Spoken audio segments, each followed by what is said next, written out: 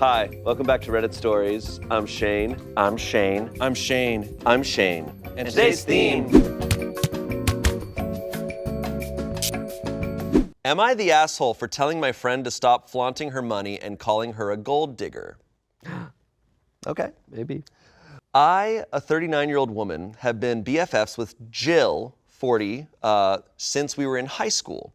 Between the two of us, she's always been a bombshell. Blonde, tall, slim, big boobs, etc. She never dated anyone in high school, which was weird to me because almost everyone in our school did, including myself. When we were in college and she was still turning guys down, I asked her why, and she said she wants someone who is financially stable. I laughed it off at the time. I should also mention she grew up poor, as in her mother was going to the food bank poor. After we graduated, she got a job at a gym teaching yoga. I continued my education to be a teacher. She eventually met someone at the gym, and he's rich. Like, I can't even comprehend the kind of money this guy has. Fast forward to now, they're married with 2 kids, and I believe she signed a prenup when they married. We were out to dinner on the Saturday that just passed with 2 other friends from college, and she wanted to go to a very expensive place. Her treat. She does this a lot. Flaunts her money, clothes, trips, etc., etc. I always try to smile and ignore it, but it has been slowly bothering me. The dinner was going fine until one of our friends, Amanda, asked Jill what she had planned for her birthday. Jill said she and her husband are going to Greece for 3 weeks. Amanda and Sharon both made comments about how nice and lovely that is, and I kind of scoffed at it. When Jill asked me what was wrong, I admittedly lost it. I told her I'm tired of hearing her flaunting her money at everyone all the time, and everyone knows she only married her husband for money. It got really quiet for a couple of seconds, and to my surprise, Jill very calmly asked if that's what everyone really thought. I said yes. Jill then asked if it was at all possible that she initially dated him for his money, but fell in love with him along the way. Both our other friends said, of course. At the same time, I said no. I told her she fell in love with what he can provide for her. She then asked me if I love what my boyfriend provides for me, which was different because I never started dating him for those things. She countered that with, of course you did. If you were just attracted to him but he wasn't loving, providing, caring, you wouldn't still be in a relationship with him, and if you were, it would be an unhappy and unhealthy one. I argued it's still not the same thing. She then stood up and said she has other places to be and not to worry about the bill. She left and the 3 of us finished our meal in silence. When the server came around, he handed me the bill for my meal only. This chick's awesome. This is the best chick alive. Oh my God. She paid for herself and the other 2, but left me to pay for an almost $50 meal that I really couldn't afford. I texted her and called her an asshole. She replied saying not to message her again until I apologized for my earlier comments. I admit I might have been too hard, but I don't think I'm wrong. So am I the asshole? You might be. She took us to this really fancy restaurant. It's called P.F. Chang's. And it's just insane. I'm not trying to be, I'm not trying to be money insensitive here, but an entree and 2 drinks, that's at least $70. What's your guys? Is she the asshole? She's absolutely an asshole. Yeah, she is. Yeah, there's clearly another issue. There's something else is brewing. Flaunting your money by like taking your friends out, dude. If I had a rich friend who was constantly treating me to shit, I don't know. Maybe I understand how some people don't like that, but for me, I'm like, yeah, like spoil me, bro. You can pay for my dinner. Yeah. Anytime you want. What are you doing tonight and tomorrow and the next night? Shane, buy me meals. But yeah, like people do have different relationships with money. So it's just like, this did not need to be an outburst in front of friends. Like at the dinner table, that feels super inappropriate to me. If at any point you find yourself initiating a dinner outburst, you're the asshole. Yeah. Yeah. They've been friends since high school, so she's seen this friend through all sorts of things, and like she's in a different phase, and she's not like kind of happy that her friend found her dream life, you know? It's like, yeah, she's not like flaunting it in a shitty way. They should have offlined about it. She should have just been honest. Yeah. I mean, it's one of those things where you have to be vulnerable. Like, damn, dude, you know, I feel envious. Like, I feel. Yeah, she needs to feel like I feel bad about my own life because you've got such a good thing going. OP needs to look in the mirror. She wants her friend to feel bad though, and that's what makes her the asshole. And to be clear here, Jill, married, in her late 30s, early 40s, has 2 children, Yeah. married with 2 children, and this girl said, you only married him for the money. This is someone who is so deeply settled into Yeah. her life, and you are holding on to high school resentments? No, no, no, no. Well, I don't want to diminish the pain that perhaps she caused you in your childhood, but I want to tell you it is time to heal and maybe look at yourself and realize that someone else's life does not hold bearing on your own. But it sounds like there wasn't even high school trauma. Like, it was just like, why aren't you dating? She's like, I don't know. Like, I want a rich guy. It's like, okay. Like, There's a lot of weird shit. For one of like, she didn't date anyone, even though everyone else was dating. Yeah. It's like, okay. My friend was a virgin dork. Yeah. It was strange she was a virgin because I wasn't. Yeah. It's just strange, like, it just feels like she can't grasp other people's lives a little bit. Just to be clear, the move of paying for everyone but your friend, most baller So shit funny. of all time. So baller. So The funny. coolest It also thing sounds- anyone's ever done. I think OP is the crazy friend in the group, but she wants this friend to be the crazy friend. She thought because she the way ate. she talks about Jill responding, Jill was like, "Is that true? Is that true? Yeah. Like, okay, I'm sorry. Like, I didn't mean for this." It sounds like a sitcom level of like hysterics. This sounds like a Seinfeld character. I just want to point out, like, there's some weird shit in her writing, like her pointing out that they got a prenup. I'm like, okay. Yeah. Okay. You man. probably Like, should. You probably should. Why did you throw that in there? Yeah. Though? Like you hate this person, and Yeah. you're trying to convince us to hate this person, and it's not working. What's funny? She mentioned the prenup, which also kind of goes against her hypothesis. Yeah. Because it's like, oh, they signed a prenup, so she wouldn't get money if they like. It just doesn't. None of this adds up. But Should we go to Greece? Yeah. guys, I think we should do 3 weeks in I Greece. think we should do 3 weeks in Greece. Let's go meet up with Jill. Also, OP knows you don't have to be friends with people you don't like, right? That's not required. Yes, legacy friends is a real thing, not when you're into your 30s. You drop that shit. Cut it out. But I think if she were to stop being friends with her, how does she justify it in her head? She's trying to justify it, and she can't. And so she's trying to find a way. Okay, give us some comments. I want to know this juicy shit. You're the asshole. So when Jill treats you and your other friends for a lovely dinner, her treat, she's a gold digger flaunting her money, but when she leaves you with your portion of the bill to pay, you can't afford it, and she's an asshole for not paying your bill. You can't have it both ways. Pick a lane and stick to it. That's very true. You're the asshole, eagerly taking her money for a free lunch, but jealous when she spends it with her husband. I love how Jill left you with the bill, crying, laughing emoji. You're the asshole. Jill could not have handled that situation more perfectly. She is not only more beautiful than you and wealthier than you, she has more class in her pinky finger than you possess in your entire body, and jealousy is consuming you. That must be a terrible way to live.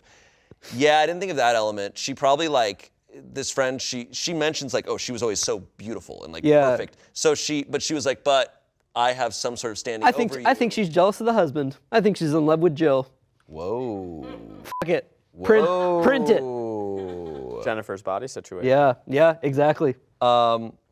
It's contentious because everyone feels different, but and you mentioned like finances are important, but some people finances are a consideration in marriage. Like that matters to some people. And at the end of the day, if two people are married, for whatever reason they're married, is like straight up their business. Yeah. She's trying to like say they're not in love. I don't know. It just doesn't feel like It's like that's not your choice. Like, It's that's just not your cool, like man. that's yeah. all right. Like even if she was like, yeah, it's like, all right. It's like okay, then okay. So let us proceed. Yeah. You know, I don't know. If OP is watching, I would. A lot of people are calling you an asshole right now. I want to say, just focus on yourself. You don't need someone else's life does not hold bearing on your life. Eyes on your own paper. Who gives a shit what your friend is doing? You're too old for this shit. That's so true. Book your own Greece trip. Yeah, dude, go to Greece. I'll go with you. Even though you're not as hot as Jill. Yeah. It's true. Next story. Regular customer keeps telling us that her latte causes seizures. Okay, stop drinking the coffee. Stop. Like one seizure is enough. It must be a really good latte. Okay. Okay, let's see what's going on here. We have a regular customer at our coffee shop that has autoimmune epilepsy. They claim that when their drink is made wrong, after we correctly remake it 15 times, they experience seizures. I don't want to be liable for them ordering something that causes them to have these seizures. My coworker and I highly doubt that food and beverages cause seizures, but they order a tiny fraction of an amount of espresso in their latte. It is a half caffeinated beverage, but every drink made correctly is sent back because it tastes burnt. So we decided on giving them half of a caffeinated shot. Quarter. Yeah, essentially. We feel as if they're trying to plot against us because they have a spreadsheet of workers who make their drink right. Sorry if this was put under the wrong thread. We all genuinely feel like they want to sue us for giving them seizures. Edit. I'd also like to point out that this customer is certainly a problem. They would stalk a barista from a different location and try to convince said barista to not move in with her boyfriend before marriage. The customer ended up finding out where the boyfriend worked and tried to get him fired from his job. Now this customer is at our establishment after getting banned from their previous location. People in our region that have worked in our company for 10 plus years say that this customer has always been a problem. As a supervisor, I had spent a whole hour working on their drink. 15 plus drinks later, no solution. They ended up just taking the last drink because they realized it was a waste of their time. Next day, they asked for 5 remakes of their drink. I got fed up and told them that I'll call them an ambulance if they get another remake. That, or I can issue you a refund because we are not going to come to a solution if we keep going. They agreed to a refund and have now consecutively asked for refunds these past 2 or so months.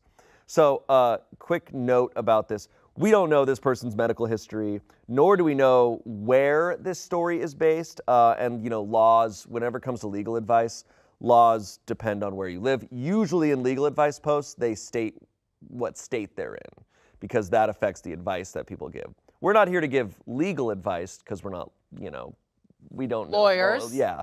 But this, just in general, sounds brutal. Stop serving them. I know. Sounds like the last place did. What are you supposed to do about that? Because it is weird that they stalked a person. Like, that's like, okay. But also too burnt. That's the beans.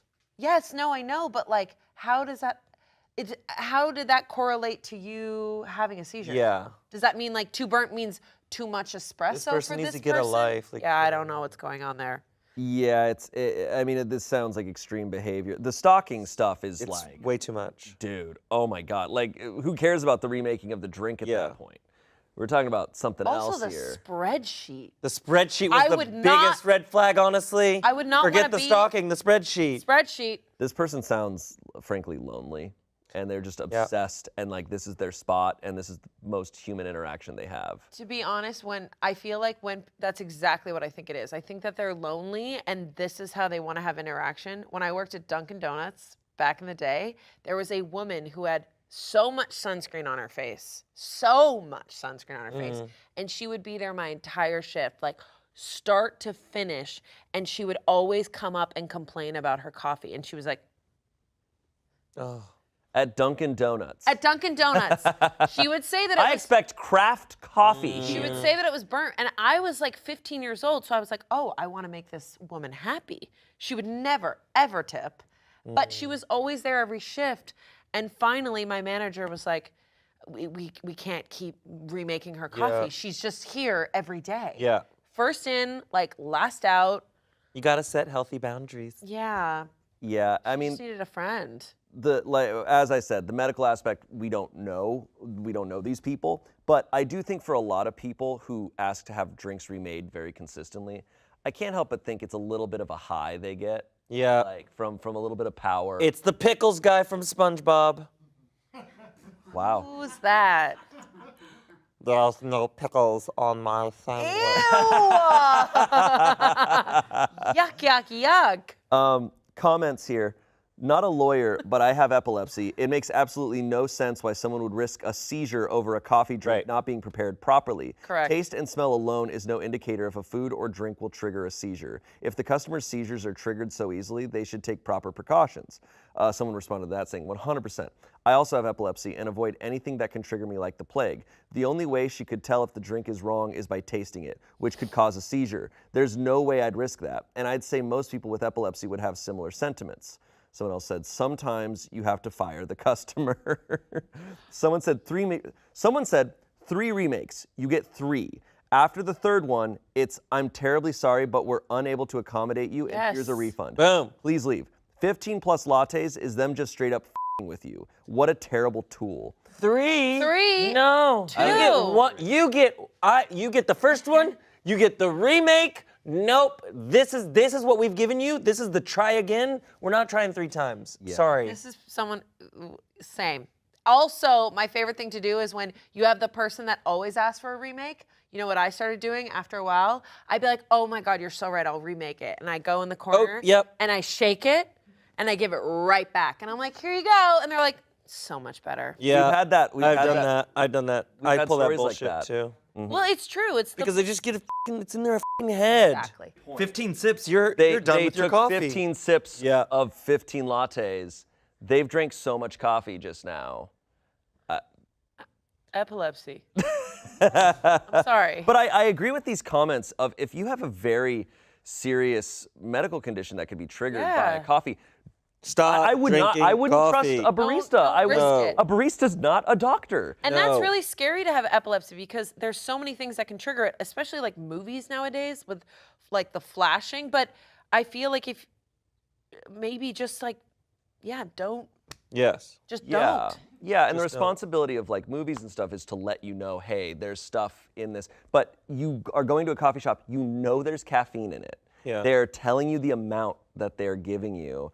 And this is obviously this person, like I said, remove the medical stuff. They're a stalker. So I don't really have much empathy for them. That's so the industry though. You Yeah. meet people that you're like, how are you walking this planet? Yes. That's what happens when you work in the restaurant industry. 100%. Is you're like, how are you on this planet? And also, there's so many times with groups of people where I'm like, you can't figure out how to pay this check together. Like, you are grown-ass adults. Like, Yes. Oh my God. it is, you have never gone to a restaurant together with, maybe you haven't, but like, we are in 2023. Like, Yes. you can split it. Venmo. Venmo, like, come on now. Yep. How are you guys operating in real life? Yep. Because that don't make no sense. Yes. I love this next one. Shower prank. It comes from Paranormal Encounters. I am a strong believer that if you acknowledge something, it gets stronger. This happened to me months ago, and I just want to put it out in the world in hopes that it takes away the temptation to bring this up to my fiance all the time. One evening after work, I went to take a shower. I will admit that I had not slept the night before, so I was incredibly tired. I had my music as loud as it would go on my phone, so I could hear it over the rushing water. About midway through, my music volume lowered to silent. I turned around to open the curtain to find out why, when my fiance pulled back the curtain a little bit, stuck his head in the shower, and grinned at me. I looked at him with confusion, and he popped his head back out before turning the light off and closing the bathroom door. To say I was furious is an understatement. I really don't like certain kinds of pranks, call me lame if you want, and one involving wet and slippery darkness just hit me hard with how tired I was. I immediately stepped out of the shower, flipped the light back on, the switch is right between the shower and the door, and stormed out of the bathroom without even getting a towel. I found my fiance sitting at his computer with his headset on, and absolutely laid into him. He had this confused and panicked expression as I asked why he would think that was funny, telling him to never do that again. He asked me to explain what he did wrong, which made me angrier. But when he said he had been playing since before I even went to shower, I believed him. To begin with, he hates pranks even more than I do. We've been together for 6 years, and he's never so much as jumped out from a corner to startle me, and I've never seen him mess with anyone else. He is not the type of person that would even think to do something like that, but I was so tired that none of that sank in before I lost it on him. Along with simply not being the type, the setup of the apartment would have made it impossible for him to get back to the office without me hearing him. Between the bathroom and the office, there is a noisy metal baby gate, the living room, the kitchen, and another noisy metal baby gate in the office doorway. I would have also heard his footsteps on the wooden floors if he were moving as quickly as he would have needed to. I've thought about it over and over. It's the creepiest thing that has ever happened to me, and I want to write it off as being sleep deprived, but I had to turn my music back up, I had to flip the light switch back on, I had to open the bathroom door to get out. We leave it open when we shower because it's just the two of us, and the bathroom has poor ventilation for steam. I made him check the apartment for anyone else, even though I know what he looks like, and that face was him. I asked him to stay in the bathroom with me until I washed the conditioner out of my hair. I think about this every time I shower now. We've had some random things happen before that. Stuff moving to places we know we didn't put it. Sounds we couldn't rationalize forever. The motion sensor triggering on the cameras over nothing, but nothing near this level before then. I don't know what I'm looking for here other than a moment to wring out my brain. But if anyone has had a similar experience to this misery, I would welcome some company. Not keep us up at night. I'm destroyed after that. I just picture a man in the mirror. Like, Here's Johnny. stop. Like that's Honestly, I think showering, that's scary. I mean, have you ever seen the movie Psycho? Yeah. Like, what?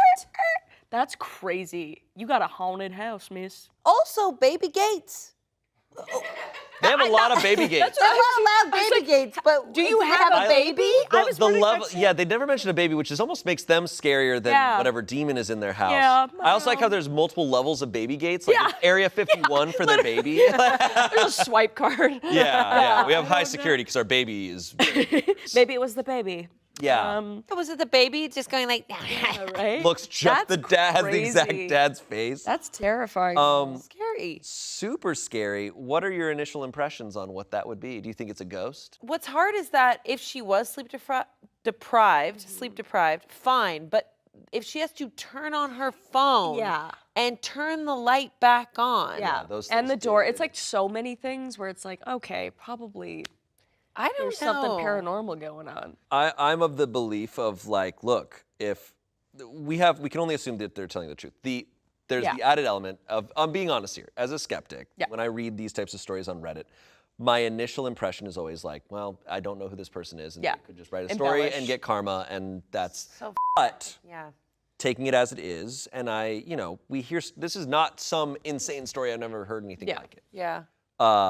Hearing it as it is, yeah, my initial impression is, oh, you were tired, but your phone turning the volume down and the lights going off at the same time, so that's not an electrical issue, and the door shutting. There's a lot of elements happening at once. And his face. And his seeing literal his face. face. Wild. Wait, is he lying though? She's saying it's impossible for him to Yeah, get back yeah. upstairs. I don't think that's the case. Look, Yeah. the scariest scenario here, in my opinion, is if he did it and he's that weird. Yeah, like your husband's because a if psycho. he just really silently, because she had to get out of there and it was dark and stuff. He Yeah. had time to like slowly Yeah, make his jump way up the and then baby do But the it. baby gate. But the if loud baby gate. If this husband who never pranks her decided to suddenly pull an insane prank like this Yeah. and lie to her Psychologically and mess her up. make her believe this was real, Yeah. then yeah, that's also very implausible. So, I mean, what are we talking Any about? updates? Poltergeist, ghost? No, but we have some comments here. Have you ever looked into the history of the place, like who lived there before? Oh, yeah. OP responded, it was originally a factory for making pots and pans. Her we go. unit only had one previous group of tenants that destroyed the place, but nobody died. Someone else said, hello, friend. Sounds like you have a mimic on your hands. Yeah. I highly recommend a spiritual cleanse of the house. If you would like traditional methods to cleanse your home and establish protection to prevent reoccurrence, please let me know. I am an interfaith minister, so please let me know if you practice a particular religion, and I can give you advice to suit. There's tons of things you can do to get rid of annoying pests like the one you have. Isn't that creepy? It's like it's a rodent. Yeah, I almost think this person scares me more Yeah, than right? whatever mimic. But Like, that's the yes, thing. I can help you. Hello, friend. That's a thing. That's a thing. Like What at my mimics? girlfriend's house, Selena Spooky Boo, who's also like a YouTuber, her house is really haunted and we've ghost hunted there before. But there's been so many instances where I see her and I'm like talk to her or like and it's not her because she's in a different. Yeah, like there's those kind of like mimicry. Why do they say that ghosts. they have mimics? A Reddit user pulled up the definition. Usually it's a demonic or negative spirit that mimics people you love or are comfortable with so that specific energy can gain your trust and then attach itself to you. Okay. We did like a whole seance to get rid of it and everything. It was intense. And did you? And yeah, I think so. It hasn't shown up since we did it, and that was like a couple months ago. Did anything happen during the seance? No, nothing like of note. It was just really creepy. The mimic's like, no. That's what we do on Tuesdays. Anyway. I love that. Light as a feather, stiff as a board. Yeah, we like walked around our whole property with salt. We like saged everything. We lit a fire. We like threw stuff in the fire. It was wild. I love that shit. Yeah, we should do stuff. I like would that. love to. There's the added level of ghosts, and then demons Yeah, that's a whole other thing. as a whole nother level. Super scary. Super scary. This is the type of thinking that I have. Like, right, if this happened to me, right? So where I'm like, okay, I can't deny that I witnessed this thing. But I'm also, like I said, I try to believe everything. I used to have this theory that I would think about when I was a teenager and I was really into this stuff of, what if time, it's the true detective thing, time is a flat circle. But if all time is happening at once and there's a multiverse of dimensions that are all happening at the same time, what if you are just seeing another, like, time folding in on itself and you're just seeing an image from the past or the future or a different dimension, whatever. Like, there's just like, or, there's other things, what if they could collide? I don't know. I'm not a scientist. What I'm saying is a stupid guy thinking about this stuff. Yeah. But that's where my brain goes as opposed to, it's a ghost. It's like, oh, but there's also an infinite possibility, infinite amount of possibilities for stuff. Yeah. Is my belief. Neil deGrasse Tyson on this podcast, man. Yeah, let's get in. No, but it's true. That's kind of like what I feel like the afterlife is kind of like. It's like a different dimension. Yeah. So it's like, that's very valid. Thin places, right, where people believe that spirits are always around you, just like maneuvering or Some are just trying to hanging figure out out. how to get up, like, to where they're supposed to be. That makes me feel actually more calm when I think of that, but too. that's not what my first brain thinks. My first Right. brain is like, okay, Yeah. someone has unfinished Somebody's business. trying to infiltrate my body. Mimics. Mimics. Like, I automatically go to the scary thing. Yeah, me too, me too. first. There's a lot of discussion here, and someone sources cited the Australian Department of Climate Change, Electricity, Gas, and Water, that carbon monoxide can often be an explanation that people use for stuff like this. They go, inhalation of low levels of carbon monoxide can cause headache, dizziness, lightheadedness, and fatigue. Exposure to higher concentrations of carbon monoxide can cause sleepiness, hallucinations, convulsions, collapse, loss of consciousness, and death. Another source says, like, if you or others in your home ever experience ghostly symptoms, you should have your furnace, oven, and or other gas appliances inspected by a professional. Now, I think, I'm of the opinion of, like, get that stuff checked out just in Automatically. For sure. case. Just in case. And then if it keeps happening, it's like, well, we ruled that out. Yeah, But, like, exactly. Hello, I'm Exactly. having ghostly feelings. Can you come check out my furnace? Yes. They come in with sage and then come check turn out it- my refrigerator, please. well, that's a wild one. Crazy. Mimic. All right. That's scary. Yeah. That first one is. Next one. Am I the asshole for asking my girlfriend to use different body wash? Huh. Okay. Okay. Well, let's hear them out. All right, buddy. This post was on August 12th, 2023, so this is recent. Okay. This person still stinks.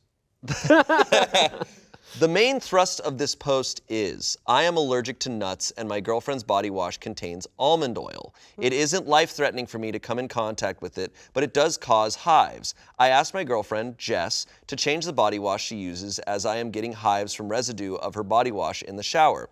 Jess was initially fine with it after a small back and forth, but has since spoken to friends and believes that I am being too controlling, as do her friends. My friends are mostly neutral, with a couple saying that I need to nut up and let her use whatever she wants.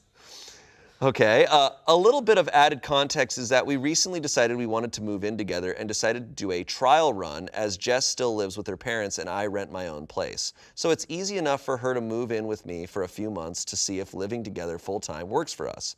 It's never been a problem before now, as I've never had a reaction from touching Jess after she uses it, but I am having a reaction from the residue that is left in the shower, usually on the removable shower head, which I need to use to get clean because I'm a big dude, and just leaving it up there doesn't reach everywhere. Jess has always been aware of my allergies. She doesn't eat nuts if she knows we are going to do anything together, and the few times when she has, she thoroughly brushes her teeth before seeing me. So that's the post. I was right. I was right. Yeah, I feel like that's pretty cut and dry. Yeah. Change your fucking body wash. What are you talking about? As Yeah. someone with sensitive skin over here, I get all sorts of Yeah. itchy. It is not fun.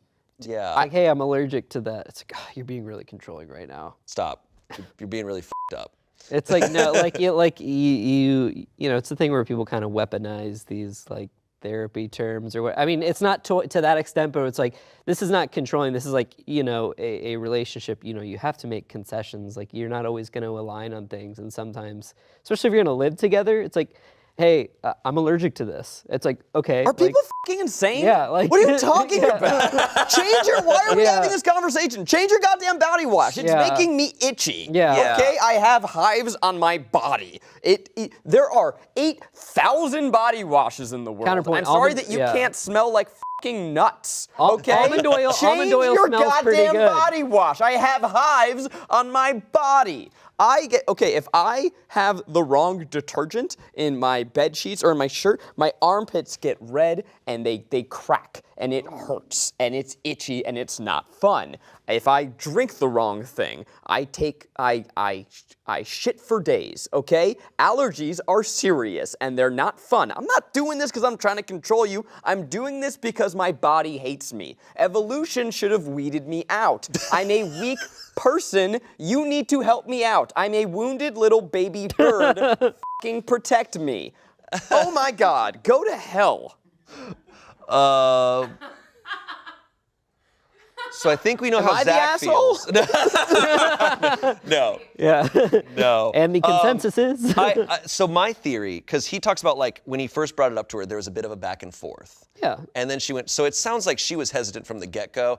I don't think she told her friends the full story. I don't know if she told them that he's allergic. She's like, so she's... He's asked me to change my body wash. He tells me I fucking stink. He says I don't, yeah, that's my theory, but Yeah. I could be completely wrong. So there's a comment here, not the asshole. It's crazy to me that she's even questioning that, let alone thinking you're controlling. It's a health issue. OP responded, I think that because it's not life-threatening, they see it as unnecessary for her to have to change it. They think that me getting her to do so is controlling because it's not needed. Okay, I sure. fully disagree. That's just, Unless there's something that's being left out of the story, Yeah. cut and dry. he was voted not the asshole, so. Dump her. Yeah. Update. So 6 days later, on August 20th, this was posted. I know that I only responded to like one comment, but the amount that I received was honestly overwhelming.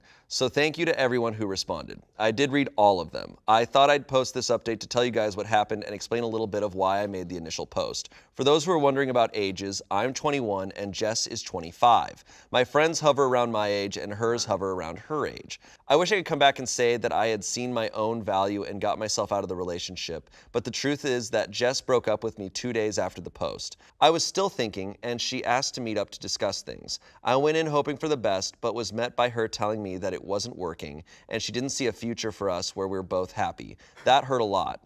I spent the past few days sort of realizing how stupid my original post here was. Of course I'm not an asshole for not wanting to come into contact with something I'm allergic to. I think a lot of you probably wondered why I even had to ask. The truth is that I felt like I was going crazy. I genuinely liked and respected her friends. I thought they were really smart. So to be told that this was the opinion of my girlfriend as well as theirs made me take it very seriously. When I went to my friends and received no support or validation, I started to convince myself that I was wrong. I also actually learned from the comments that continued exposure could worsen my reactions, so that's handy to know now. Wow. Am I the asshole? Every time I go to kiss my girlfriend, she rubs peanut butter on her lips first. And I don't know if I want to come into contact with that. I love that she called him for coffee and is like, a world where I don't smell like nuts is a world that I don't want to live in. Yeah. My theory on that is it sounds like she was checked out of the relationship before this issue even came up, and like she just, I don't know, because it's so, I think if she cared about him, you'd think like, yeah, but it sounds like she didn't care about him at this point. Like And she was done. The age gap, it's not problematic. It's just a little funny to me. 21-year-old dude dating a 25-year-old chick. It's a little funny. It's not like deeply funny. It's just like, it's like, okay, why are you dating a little dude? I don't know. What's funny is when I was 21, if a 25-year-old woman dated me, I would have thought that. Right. I'd be like, why? Why are you dating me? There was one comment on this.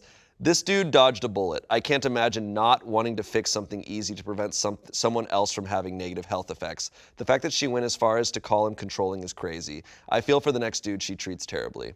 There's gotta be more that we're not hearing. 'Cause Yeah. Again, this is one side. Like, what else is this guy doing that pushed her to feel like he was controlling her, or what else is going on in her life? I don't know. But like, even if my partner was like, I don't like the way that body wash smells, I'd be like, oh, well, like I'll change it. Like, I don't know, unless I have a condition where I have to use that body wash, and maybe I'm just a pushover. If she tells me that she doesn't like my shoes, I'm throwing them away. I will, whatever the you say, I'm doing it. I'm just happy to have you. Yeah, I'm just happy to be here. No, I mean, like, It's an honor to be nominated.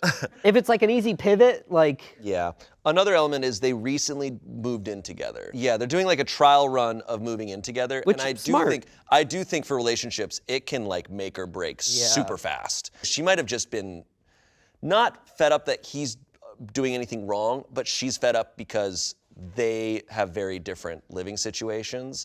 It sounded to me like she had a lot of animosity towards him. Can I just say, across the board, point blank, don't move in with your partner when you're 21. You're too young. Don't do it. But I will say, like, moving in with someone is it's huge. It's a huge thing, and I have often said the things that I think make or break a relationship are like what your bathroom counter looks like. Yeah. Like how you organize your drawers. That shit will rip a relationship apart faster than things that you think are huge. That's why I think a trial run. I think that's really smart. Yeah, and look, this is what it was for. And they both realized, And you failed. and they failed the trial run. And he's super young. He should not I think don't tolerate that type of stuff when you're 21. Be like, hey, I'm gonna try it out with someone else. Next story. Am I the asshole because I brought a bottle of ranch into a restaurant? Absolutely not. That's a legend. You're right. We'll see. We will see. Maybe we're gonna eat our words here. How big is the bottle? Yeah. I've got the ranch. Last night I went to dinner with Michael. It was our third date, and he took me to one of his favorite restaurants. It was a hole-in-the-wall Polish/Hungarian place. We ordered our food, and he ordered a sampler plate so I could try different things. There are very few things I don't eat with ranch. I just like it, and it helps make some things easier to eat, so I always have it with my meals. When we get our food, I asked for some ranch. The waiter said they didn't have any and offered to bring out some kind of sour cream and dill sauces. I tried them, and they just weren't the same. I told Michael I'd be right back, took my wallet, and left the restaurant. I had seen a convenience store close by when we arrived, so I went there, bought a bottle of ranch, and came back. Michael looked shocked, but didn't say anything and ate his food. The food was great, and we got some conversation going. When the waiter came over and said outside food wasn't allowed, I said dressing isn't outside food, and they didn't have what I needed to enjoy my meal. I didn't want to ruin the evening, so I took it out to my car and returned. When we finished and left, Michael thanked me for coming out with him, but said it was really off-putting that I had to leave and go buy a bottle of dressing instead of just going one meal without it. Yeah. I told him I wouldn't have had to do that if they had ranch or any dressings like a normal restaurant. He didn't walk me to my car or anything and just left. I went home and told my roommate about my date and his attitude, and she asked me if I was being serious. She thinks I had bad etiquette and embarrassed Michael to the point that he was probably going to stop talking to me. I don't think what I did was really all that bad. It was a condiment, not an entire meal from someplace. Was I wrong for what I did? I redact the legend. Definitely not a Dude, legend. you are judging. I thought this was gonna be like Olive Garden. Yeah. And it's gonna be like, I'm sorry, man. I know you have ranch, but you don't have enough. Yeah, I that's need funny. so much ranch. You are They ran judging out. a cultural, you are judging. Yeah, already it's not like a chain restaurant or anything. It sounds like a mom and pop Polish, something. Hungarian yeah, place that's not a. with dill and sour cream, which is exactly like. Sounds delicious. It sounds amazing. It sounds really good. The dill sauce. I'm like. Then you should have. I mean, I don't know if she clearly probably just didn't know what type of food this was gonna be. Like she Yeah. thought. This just sounds like someone who very American-centric, like Normal a normal restaurant? Yeah, normal Like probably restaurant's has only brutal. been to chain restaurants. This is finally like. The thing is, it's great. It's good on her to try other things, try new things, but. Well, also, it's not even a matter of are you the asshole? It's more like, that's just a really dumb thing to do on clearly an early date. An Who early is date. Michael, by the Who way? is Michael? I love that he's just consistently Michael. Yeah. This person didn't start off strong by just being like, last night I went to dinner with Michael. It's like, oh, what? The one that got away. Yeah. I guess if you're telling us the story, last night I went to dinner with Seth. Seth, what you need to know about Seth? We didn't get any of that. No, it was just zero got his name. context. Don't know their age. Don't know what's going on here. Horrible thing to do on a date. Also, I think it's a little bit weird that Michael didn't say anything to her coming back with ranch. Yeah, we don't know. Like maybe We don't know. I think this person would leave that shit out, but we don't know. But also, I don't know. If someone did that, if I'm the type that if I was on a date and I was like, hey, I love this restaurant. I love this place is really awesome. It's this hole in the wall. And you're there. And then she's like, do you have ranch? And they're like, no. And she's like, I'll be right back. And leaves and comes back with a bottle of ranch that she just bought. I'd be like, oh. And in my head, I'd just be like, I'm about to never talk to you again. Yep, I'll sit here for this meal. I'll also point out the fact that that was crazy what you did in a very jokey, funny way. I'll be like, you really like ranch.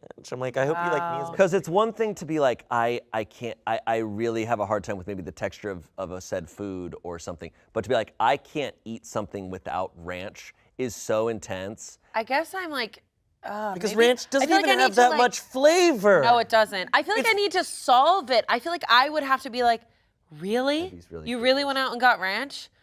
I'm so embarrassed. I would have been so embarrassed. Yeah. Oh, 100%. Yeah. I'd say it's also for me, what it often is not necessarily the action, but how you back up that action. And saying like normal restaurants and like fighting back to the waiter and like when the waiter's like, no outside food and there's like, it's a condiment. I'm like, that's almost more the red flag to me than going and getting the ranch. Yeah. Like, and it's one of those things that you need to be really upfront if it's like you cannot eat a food without ranch. You need to be like, oh, you want to go out to eat? Do they have ranch? I have this thing where I need to have ranch with every meal. It's got, and it's also, Say that. not that this takes away from it, but it's got to be in their head because again, ranch doesn't have that much flavor. So what is it actually doing? Like it's a milky fat, right? And so it's expanding your taste buds, letting you taste more so you can palate more. So like the sour cream is gonna do it. It's just got that tang. Exactly. But then that dill sauce, it's just like, dill sauce in my head sounds like it's gonna be like a ranch with instead of like the oregano with those Agreed. herbs, it's gonna be dill instead of those It's not gonna be that much different. Did she even try it? She didn't even try I it. doubt she That's tried the it. No thing. f***ing way she tried it. Would this would be a deal breaker for all of us, right? No. It wouldn't? See, it's a deal breaker for me because I love food. I don't know. I don't know. The ranch on anything I can definitely handle. The ranch on anything I can handle. Being rude consistently, like if it was a consistent rudeness to a service industry worker, that is a deal breaker for me. So it depends, because this feels like And we're at a mom and pop restaurant, so Yes. like in my head, I'm like, if you need that ranch with this meal, we can box our meals up and go to a place that we can put ranch on it that's not disrespectful to the people that just cooked It's our the meal. disrespect. And also, the server must have been upset for them to say anything. Because as a server, Yeah. I've seen some crazy Yeah. shit where people bring in crazy shit. And usually I'm like, I'm going to just let this one go. But if it upsets me enough, Yeah. I'll say something. So the server must have been I wouldn't like, have said anything if they brought in a bottle of Same. ranch. I would have been Like, like, if you went to the store and got ranch, you need help. First of all, I'm second gonna of all, let that be. eat your meal. They Enjoy your established sausage. they established enough information when they said like they didn't have any dressings like a normal restaurant. I'm like, all right, yeah, that's all You're I out. needed to hear. That's all I needed to hear. wait, is it a deal breaker? Yeah, it's a deal breaker. And I'll tell you, course. it's a deal breaker not because I'd be like, you have to have ranch. You're weird. It'd be that I would say, and I would probably say this. I'd be like, hey, I love food. I love trying new foods. There's not a genre of food that I've tried that Yeah. I haven't been interested by or like, and I like to explore yeah. new things. And if you can't do that, then we can't. Oh, work. that is true. There's so many experiences that we're limited by now. Yeah. Go find someone else who also will just likes basic. You're food right. I think things. it is a deal breaker. You're right on like the first couple dates. But if you are together for a while and they have this thing, But we're about not gonna ranch, get to that. You're right. Deal Yeah. breaker then. It's a deal breaker for me too because my stomach and my mouth is my way to my heart. Like Yes. there is no way that we're not gonna try all these different foods. Like you're not gonna be able to travel with me. No way. Polish Hungarian's We- not even that like No. different from like what we typically eat at chain No. restaurants. Like, dude, you're ordering. I bet you it's they have schnitzel or like bratwurst. Come on. Like, what? and if I ever want to go to like fucking, I don't know, like Thailand, like we're not getting ranch. Oh no. We're not getting ranch. You are not getting you're ranch. so limited. So limited. Like you're not. And what are we gonna eat the whole time? You're gonna bring ranch in your suitcase? You actually, that's another good point. You can't travel. Exactly. Yeah. So true. Some comments here. Back in the day, I went out on some bad dates, but expecting an Eastern European-style restaurant to have ranch dressing and nipping out to buy some would go down in the bad date Hall of Fame. Someone else said, yeah, you're the asshole. Did you even try to enjoy the food without the ranch? This is so gross to me. Why don't you just eat ranch since it seems that it's all you enjoy? Okay. Okay. Don't be petty. Yeah. At a 5-star restaurant, I'll just have the chicken tendies. OP, probably. And look, man, I love some chicken tendies. I was just about to say, at a good restaurant. I love chicken tendies. But also, come on. Yum. And at the very least, look, at the very least, just communicate this. Communicate this right off the bat. Don't get to a date and then leave your date. Also, don't leave your date alone. Wait, to go she somewhere. didn't tell him that she was going to get the ranch? She maybe did, but I don't even like that anyways. Like, Yeah. It's weird. It's that's bad etiquette. Well, it's just like stubbornness. To not even try what they have is not really immersing yourself into the restaurant. Yeah. So that's a little bit disrespectful. And It's it's like bringing you there. Very different if you're like, hey, I'm limited by my allergies. I'm limited by this. Yeah, I'm limited sure. by whatever. Sure. This is a very clear choice. But anyways, Yeah. moving on. Wow. Yeah. Fired up. I'm fired up too. Okay. Could have been a legend though. Like Could have been a bringing a legend. bottle of ranch Could've. into a restaurant. Like Buffalo Wild Wings. At is face like, value, we I love ran it. out, sorry. No, it's like- Buffalo Wild Wings, you bring, you're like, I have to bring my own hot sauce because your shit doesn't get hot enough. That's cool. That would be. Yeah. I don't mind Yeah. that. I'd be That's- like, I want to party with that person. Yeah, Yeah. because the mango habanero is spicy. I can only handle so much. All right, next story. My brother saw a ghost as a kid. 2 decades later, I realized what he actually saw. Okay. I was about 7 years old. My brother was about 10. It was well past our bedtime when our mom woke up off the couch and put us both to bed. Our dad worked construction out of town back then, so it was often just us 3 at the house for weeks at a time. Up the stairs and to the immediate right was our parents' bedroom. Going left put you in the middle of a hallway. Taking another left down that hallway led to my brother's room. The opposite end was my room, which was also across the hall from our upstairs bathroom. At either end of the hallway are windowed doors we always kept locked and rarely used. The door on my end led to a balcony overlooking our front yard, and the door on my brother's end opened to our back porch. The house kind of leans into a small hill. My brother and mom both had a habit of waking up in the middle of the night to use the bathroom. I only knew this because I was always a light sleeper, and they just couldn't help flushing with the door wide open. This night, however, my brother stopped on his way to bed and came back towards the bathroom, saying, "I'm gonna try to pee before I go to bed."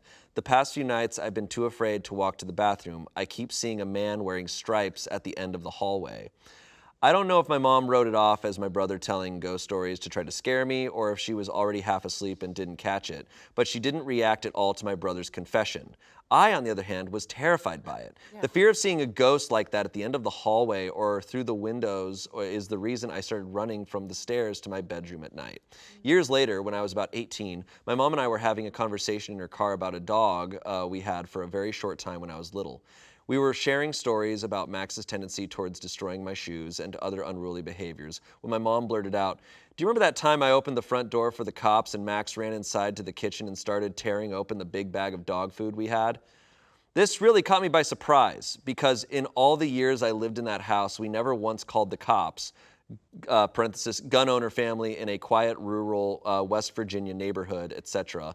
I asked her what she was talking about, and she looked equally surprised, as if she had just revealed something by accident. "Oh, that's right. I never told you because you were too young at the time. One night, I woke up hearing noises outside my window, and when I looked, I saw a man staring into my bedroom." She went on to describe how turning on the lights caused him to take off running, and how she grabbed my dad's pistol before calling the cops. I can't remember all the details I gave them when they showed up. Tall white male wearing a striped shirt and jeans, short dark hair, something like that. They said it matched the description of a man they were looking for in the area. It turns out he had escaped from jail on a murder charge. Now, I know it sounds so obvious hearing those two stories back to back, but it wasn't until a few years ago in my mid-20s that I pieced together that my brother had unknowingly warned us about a murderer who spent multiple nights casing our home. He was frogging? Frogging Frogging is is terrifying. Yes, of course you know what frogging is. I know what frogging is. It's when people There's a break horror into. movie about it. Yes, there is, and it's I See You. Helen Watch Hunt. it. Really good. Helen Really Hunt's scary. great. She's fantastic. bragging is when somebody sneaks into your house and they stay in like a vacant room or like an attic, and then they usually like come downstairs while you're sleeping and they take your food from your fridge. There's like a lot of creepy hidden footage. They film like, themselves. Yeah, it's crazy. It's fucked up. But that's so scary. That's so scary. That's different. Different. Yeah. Some comments here. I've been on Reddit for too long. I really thought you were going to tell us that your mom was cheating with the guy in stripes and your brother saw him in the house. Yeah. That would have been better. Someone else said, wait, was he in your house? Since your brother said he was at the end of the hallway, not in a window. OP said, it had to be through the window. I definitely remember him saying at the end of the hallway because it painted a horrible image for me as a kid, but it must have just been poor wording. Also, I detailed the layout of the hallway and the doors, but forgot to mention there's no way up to the balcony on my end other than through that door. This means my brother had to see him through the door right next to his room on his way back from the bathroom. I say this all with uncertainty because I've never actually told my brother the story or our mom told me. I just asked him if he remembered the man in stripes, but he said he only vaguely remembers. He has an awful memory. Recently, I've been wanting to tell him the full story to see if it jogs his memory, which is why I posted it here. I'll post an update here if that happens. The mom just never That's wild to me. addressing that. Like, you were too young to know a man broke into the house. Yeah, right? And I'm just never gonna. Escaped Oh, convict. sorry, I forgot that a guy tried to murder us all. Also, I grabbed a pistol. why do I feel like moms hold on, like they carry the world on their shoulders sometimes. They're just like They do. They're like, who did she even have to talk to about that? Yes. Jesus Yeah, Christ. because the husband was gone. That's true. But like, if my mom didn't tell me that, I'd be like, how dare you take away that my like life lore from me? Yeah, exactly. I've missed out on so many fucking Such a stories. cool story. I could have told at so Sleepover many parties stories? I wasn't invited to. Yeah, exactly. All right, we have an update here. Ooh. Hello. Oh, wow. Sorry for the lack of updates so far. I've been super busy / sick this week and totally didn't expect this story to get as much attention as it did. I spoke with my mom and brother separately about the stories. First, my mom corrected my memory about what she found out from the police. It wasn't someone that had escaped. Rather, the description fit a suspect in an ongoing murder investigation. I'm honestly not sure if that makes it better or worse. Also, my brother already knew about my mom's story. He still can't remember much about how he saw the person, but it sounds like it scared him as much as the story did for me when we were kids. He said he's probably suppressing the memory, and I can't tell if he's joking about that or not. My brother did remind me of a piece of the story I didn't know was related. For the week after my mom called the cops, our older cousin brought a shotgun and stayed with us until our dad returned. Of course, at the time, I didn't know why he was staying with us. I mentioned this to my mom, and she told me a detail I didn't know. Our cousin, who was sleeping in my brother's room, set up a makeshift alarm system with some string and bells on the door in case anyone came around again. A string, some bells, and a shotgun. Affordable home security in the 90s, I guess. The funny part about my cousin's makeshift alarm story is that it led to my mom revealing another detail in my life I never knew about. For as long as I can remember, that door, which was replaced several years ago, had a rope loop of Christmas bells around the knob. The sound of those bells is burned into my memory because they would jingle anytime someone opened the door. My mom would always check that door before going to bed. Wow. Dude, this is wild. Whoa, he just See, unlocked his I ass. love this this Home story- Alone setup they got too. going on. Though. This That's is great. This is what I'm talking about. Like, Ghosts. that's awesome. That's an awesome story. How Such a dare good she not story. tell them earlier? That's awesome. Such good lore, you're I so mean, right. That's so scary, though. Like, Oh you're- yeah. Oh, I'd rather it be a ghost. Yeah, absolutely. I'd rather an army of ghosts. Yeah, outside poltergeist. Than Yeah, some guy. absolutely. Can you imagine waking up and having someone staring out your window? Good thing the cousin's like, I got you. Yeah, he's like, Yes, Oh, on his yeah, I Christmas gotcha. gifts. go. All right, Santa Claus is coming to town. Don't worry. I watched. It's the '90s. I just watched Home Alone. yeah, Yeah. literally. We're good. Okay. Next one. Am I the asshole for letting my friends call me daddy? I think we can move Let's on. I see. think we're good. This is For okay. letting them. That means For they letting want my friends to. call me daddy. Throwaway. Yes, I think this is a weird story too. All right, this is gonna be crazy. For the past year or so, I, a 25-year-old woman, have had the nickname Daddy in our friend group. It just started as a joke when we were all together, and I jokingly told a friend to stop being glued to your phone all the time. Ugh, millennials. We all laughed, and he said, sure, Mom. And I said, I'm not your mother, but you may call me Daddy. So it was really just a joke that stuck. When we went bowling, someone entered my name as Daddy, and stuff like that has happened since then. Now onto the problem. A couple months ago when we were all meeting up at a friend's place, they all screamed, "Daddy," when I arrived, and apparently the host's girlfriend thought that was weird. She told me she was really freaked out with it. I explained it was just a joke. She said she kind of found it disgusting and told her boyfriend not to call me that anymore. We stopped the conversation there. The only thing that happened that night is when another friend called me daddy, she made gagging noises, but no one said anything else about it. Small things have happened since then. Like I know she talked about me behind my back, how I sexualize all my friends, have weird kinks and stuff. I'm literally asexual, LOL, but she doesn't know that. Now, at this point, I'm frustrated and ask my friends not to call me daddy when she's around, hoping she and I can become better friends that way. Her boyfriend is still a great friend, and I don't want to make things difficult for something as stupid as a nickname. Not all of my friends agreed with me, but I haven't really been called daddy in her presence since then. But the big problem happened yesterday. We were all Skyping, not including her, but including her boyfriend, and playing Pictionary online together. In the game, you insert a name per player. The host put daddy as my name. We were playing for about 20 minutes when the girlfriend walked into the webcam's view for the first time. We didn't know that she was in the room. She had heard daddy a few times at that point. She then said, "You know, it's really wrong to be called daddy when you're not a father and not being addressed by a young child." Now She's gatekeeping. Now I was very shocked at the sudden change of atmosphere. So I said, and I think I'm the asshole here, "Well, is it wrong for your boyfriend to call you sweetheart when you're so salty?" And then his line disconnected. She cooked. She cooked. Oh, shit. Damn. Damn. You know, you can't be an asshole when you drop bars. Yeah. None of us have been able to reach him or her since then. And I'm afraid we lost a friend because I didn't stop my friends from calling me daddy. It didn't even matter to me that much. I wouldn't have missed the nickname. I'm also going to apologize for the salty comment because that was out of line anyway. And also, I don't know if we missed something. If someone could tell me why daddy is so offensive, it's possible it's a very wrong thing to say and I didn't realize. No, this lady's crazy. The girlfriend. The girlfriend. Yeah. Yeah. No, the girlfriend is being so weird. I think she probably came at it the wrong way when she was like, hey, like, it's like gross when they call you. Like, maybe like, I'm uncomfortable with it. And if you frame it like that, then everyone might be a little more sympathetic. But like calling it like objectively gross or objectively like blah, blah, blah, it's like, okay, like It just sounds controlling as hell. Like to come into a friend group and be trying to change a dynamic. And also she's like, when someone said it, like she made gagging noises. I'm like, are you in high school? Like, Yeah. What the hell? Like, You guys don't understand. When I was a kid, my dog got hit by a car, and the license plate said daddy. See, we didn't think of that. We didn't think That's of that. reframing it. Think of that. As far as nicknames go, too, it's pretty mild. I feel like a lot of people have some weird ass nicknames. What about Daddy-O? Daddy-O?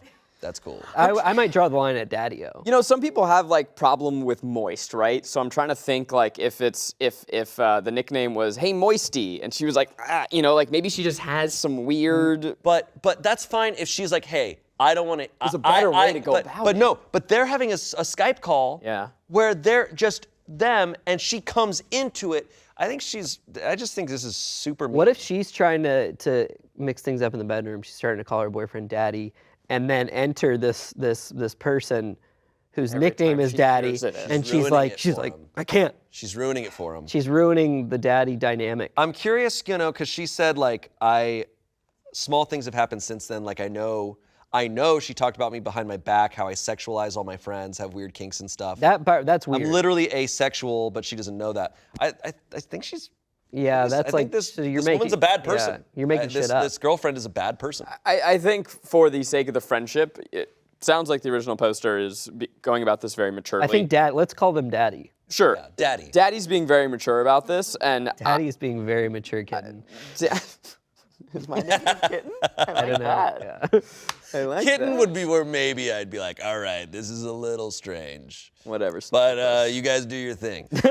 I think Daddy should reach out and be like, look, I don't control the nickname. I know that it makes you uncomfortable. I've asked them to stop saying it in front of you. Daddy did all they could in their power. Daddy don't know likey, and I'm sorry for saying what I said to you, but know that you are not the asshole. This person is crazy, and this happens in friendships. You're friends start dating people who are weird, and I think for the sake of the friendship, it is good to try and mend it because you don't want to lose a friend, and you also don't want to be the person that's like, hey, your girlfriend sucks. Don't get in between them. Let him figure that out on his own. Comments here. Not the asshole, daddy. Yes. Someone said, Oh, daddy, my daddy. not the asshole. She was probably jealous and afraid of losing her boyfriend. Based on the little you put in here, she sounds controlling, and when/if they break up, she will blame. Don't be sorry. I laughed. That was a good comeback. OP responded, that did cross my mind that she was jealous. There are other girls in our friend group. One is gay and the other is in a relationship, so maybe that's why she has a problem with only me, but I'm not even the closest with him. I mean, it's perceived, you know, it's not about You see a single daddy, you might get a little protective. Yeah. Not the asshole. Accusing you of being overly sexual with friends is rich, coming from someone who takes an innocent nickname and insists that it is sexual and wrong. Someone's got issues. Unrelated. I found your comeback hilarious. Thanks for the laugh. Someone said, overall not the asshole, but the comment on Skype was an asshole comment, and I'm glad you're apologizing for it. I think she is justified in being a little iffy about the nickname, but she is trying to say that it's wrong whenever she should be saying that she's insecure about it. She needs to take the blame for the change she wants to happen. I think, yeah, taking ownership for your own feelings is important. Yeah, she's trying to come and be like, you all are wrong. It's because it's such a recent change. I feel like in the past few years, it's become like mainstream, but like daddy. Like it now it does have so many layers of connotations to it. But like, I don't know. I'm of the opinion like nicknames could be whatever if it's amongst a group of friends and they're just joking around. I don't care. Like, I'm so sorry. I'm going to ask your friends to stop calling me daddy. From now on, I'm Big Joe. yeah. Yeah. What if she's just like, okay, you can call me mommy. All right, next story. And Tell us the next story, daddy. names. Am I the asshole for bringing my sister-in-law's wallet to the restaurant when she conveniently always forgets it? Oh, I relate to this. All right. This might be our legend.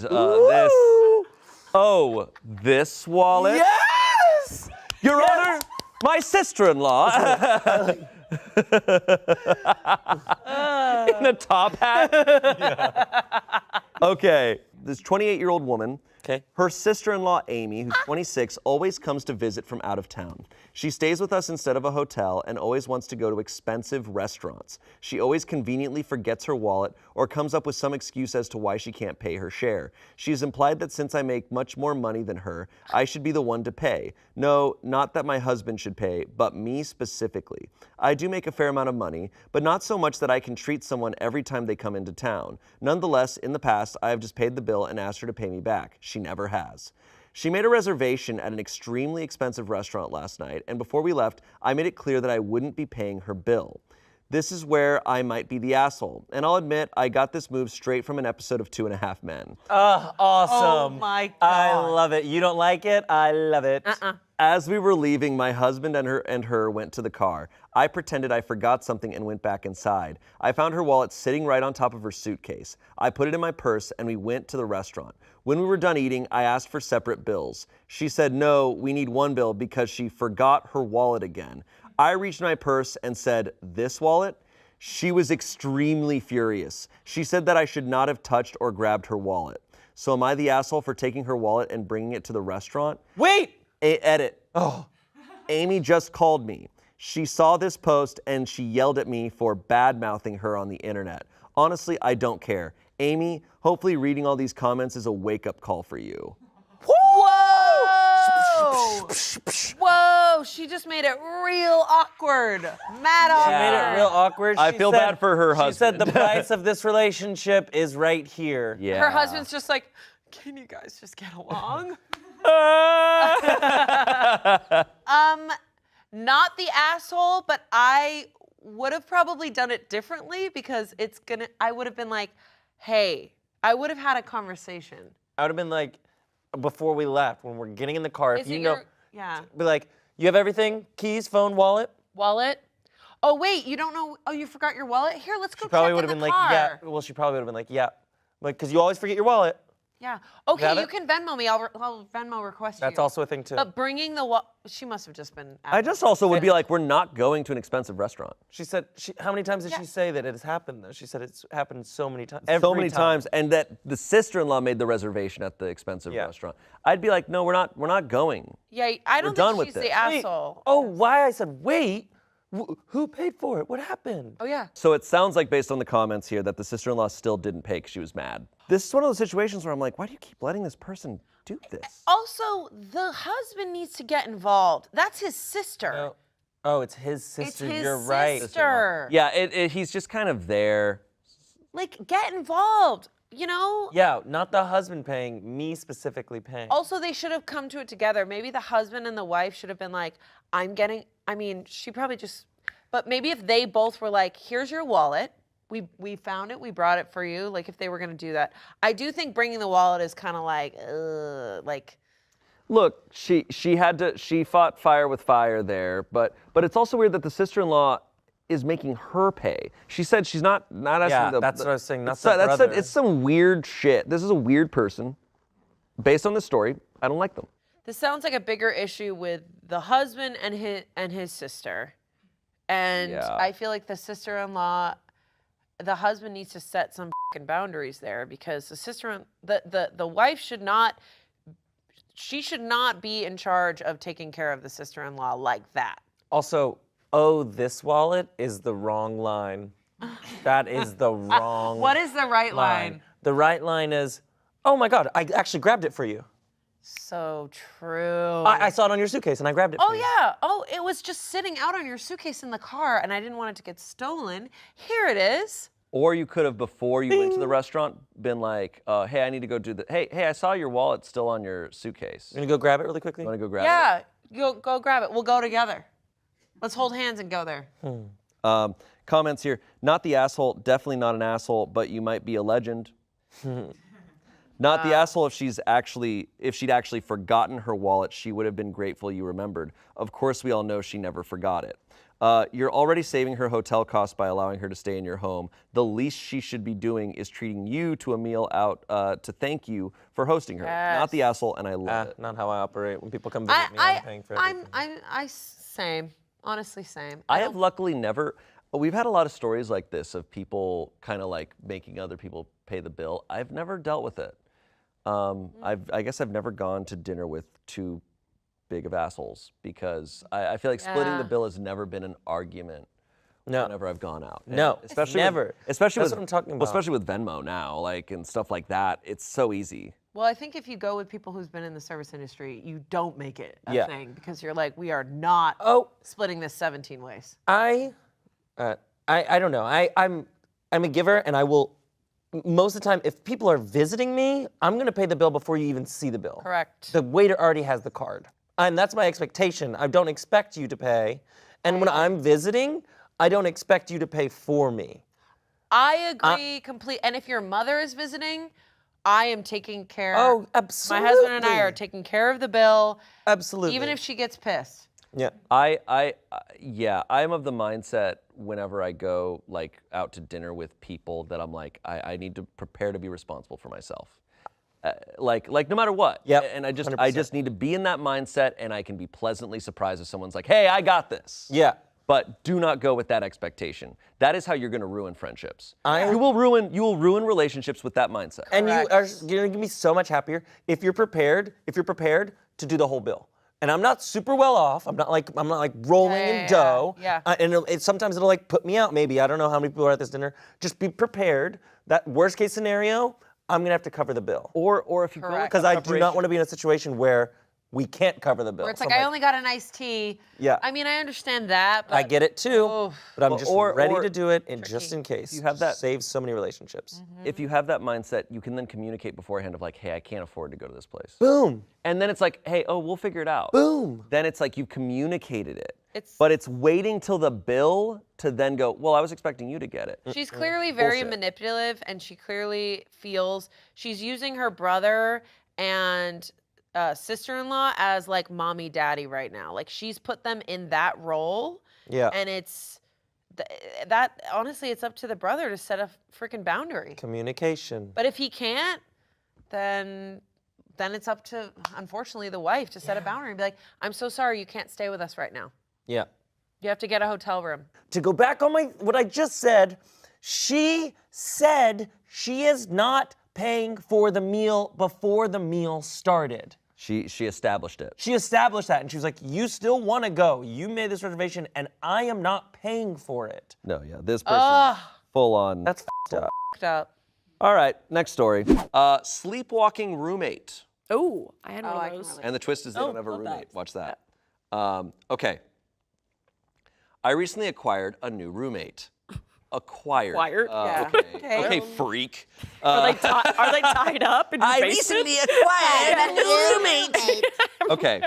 I recently acquired a new roommate. The entire situation should never have happened, but I needed someone to help with rent. So a Craigslist posting later, he moved in. His name was Greg, and he disclosed to me that he did have some strange sleeping behaviors. Sleep talking, sleepwalking, night terrors. Funny thing was, I also had a history of sleepwalking, but only on rare occasions. What if they have a sleep relationship? They're like, yeah! They're besties, like stepbrothers. The first incident occurred about 1 week in when I heard him screaming in the middle of the night.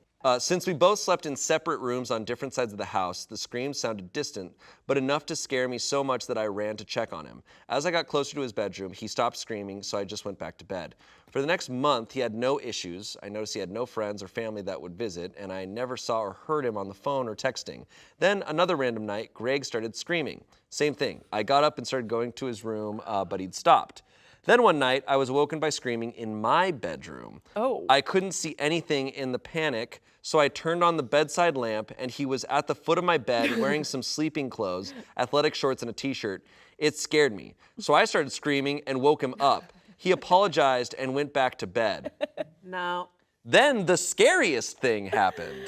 About 2 nights later, I awoke to clanking. Sounded like tools and hammers tapping. I turned on the light to see Greg kneeling down in a corner working on something with his hands.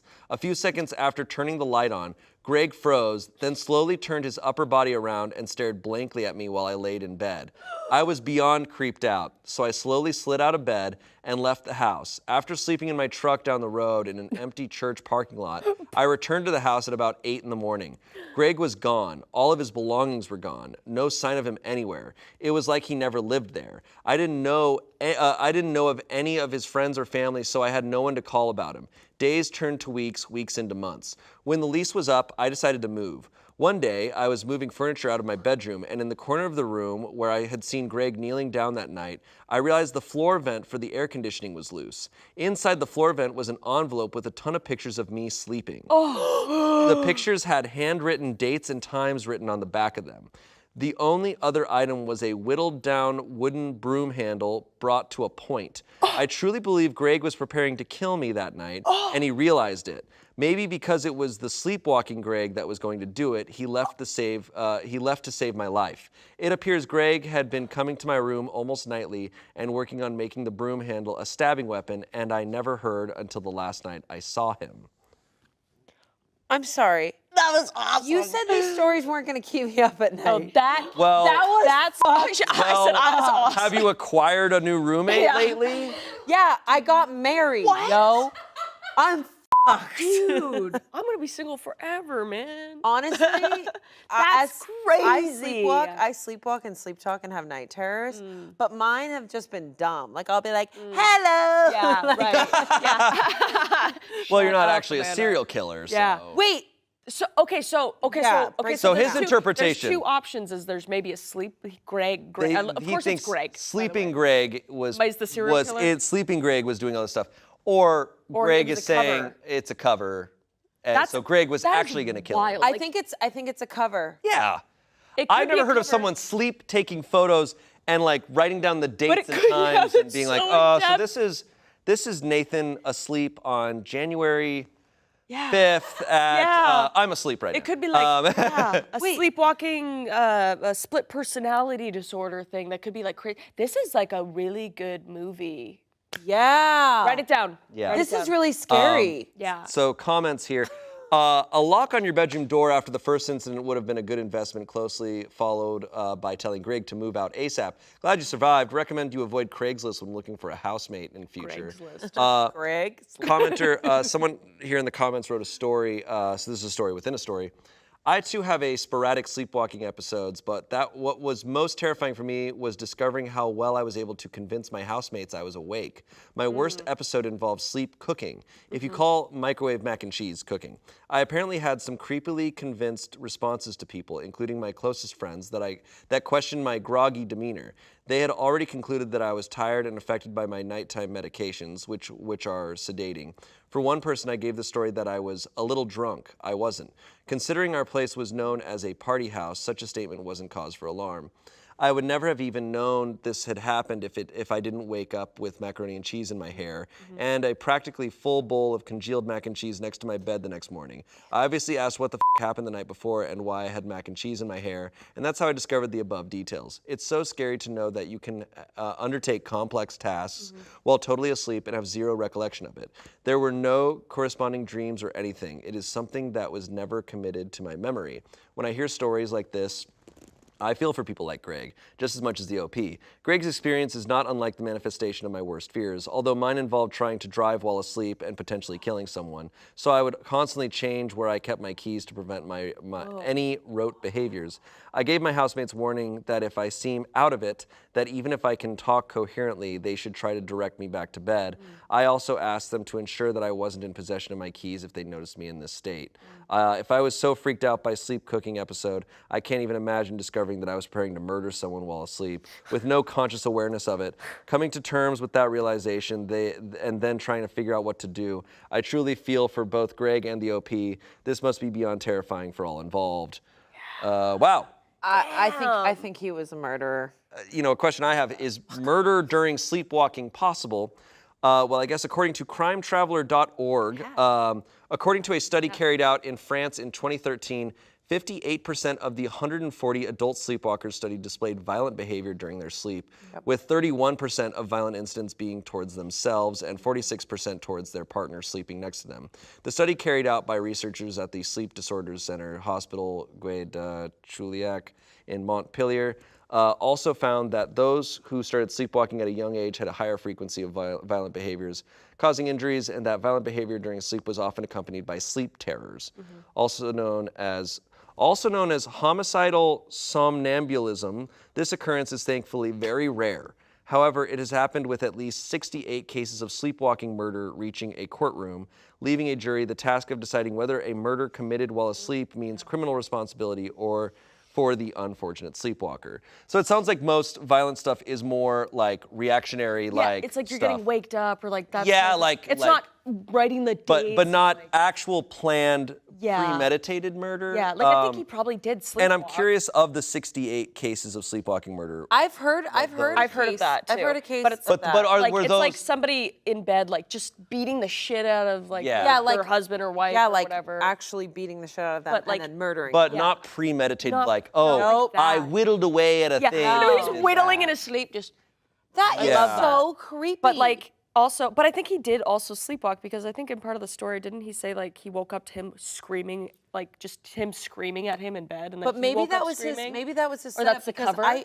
I think when you are sleepwalking, nothing is connected. Like for No, me, when I'm no. sleepwalking, nothing is connected. You're in Yes. another state, but Yeah. you're walking through your home. So Yeah. for him to write the person's name down, what the date is, what or the time, that Makes is too not much sense. sleepwalking. I know you like watch people sleep. Like again, Selena Spooky was known for sleepwalking, and you watch her videos, and it's just chaos. Like she's throwing Coke bottles out a window. Like it's like she's just doing. But I've like pushed my mom down the stairs while sleepwalking before.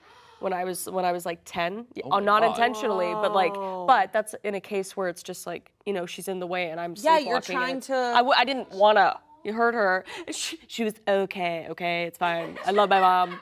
But I've also made peanut butter and jam sandwiches. Like I've done never that. made food. I've definitely gone to like a different place. Yeah. I've left the house. Yeah. None of it makes sense though. Yeah, that's Yeah, scary. I've gone underneath things. I've like locked myself in rooms. Yeah. Like Did you hurt yourself? Because I would always wake I've up with definitely so many stubbed bruises. my toe. Yeah, I used to or hit my arm knee. because I was on a bunk bed, and I had metal Me too. bars, and I just would hit my arm and I'd like wake up with all these bruises on me, and then I'd like fall out of bed all the time. Oh yeah, me too. I'd Love fall that. out of bed. Wow, we're just like, Look at us. look at us. Broken bones.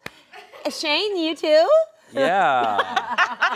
I was gonna say, my brain goes to, he was hearing Greg sleep. What if he checked the vents in Greg's room and he had been taking photos of Greg and also had a thing in there? Like Yeah. he was hearing Greg scream because that's him going to his room. That's and a so horror Greg's movie. sleep.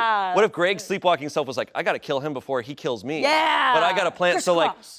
what if he's taking photos of Greg and it's like they're just having a fun little back and forth? That's a good horror movie. Wow, that's what I'm saying, man. Because he mentions at the top that he sleepwalks. Yeah. But then and then he never covers it again. Oh, I like and that. you're like, and we kind of forgot about what that. if you were gonna kill Greg? Okay, I like this. Write this down. Yeah, write this down. Everybody write this down. Guys, write this down. Okay. Next story. I, a 34-year-old woman, was stabbed, and now my soon-to-be ex-husband, 34-year-old male, wants to cancel the divorce.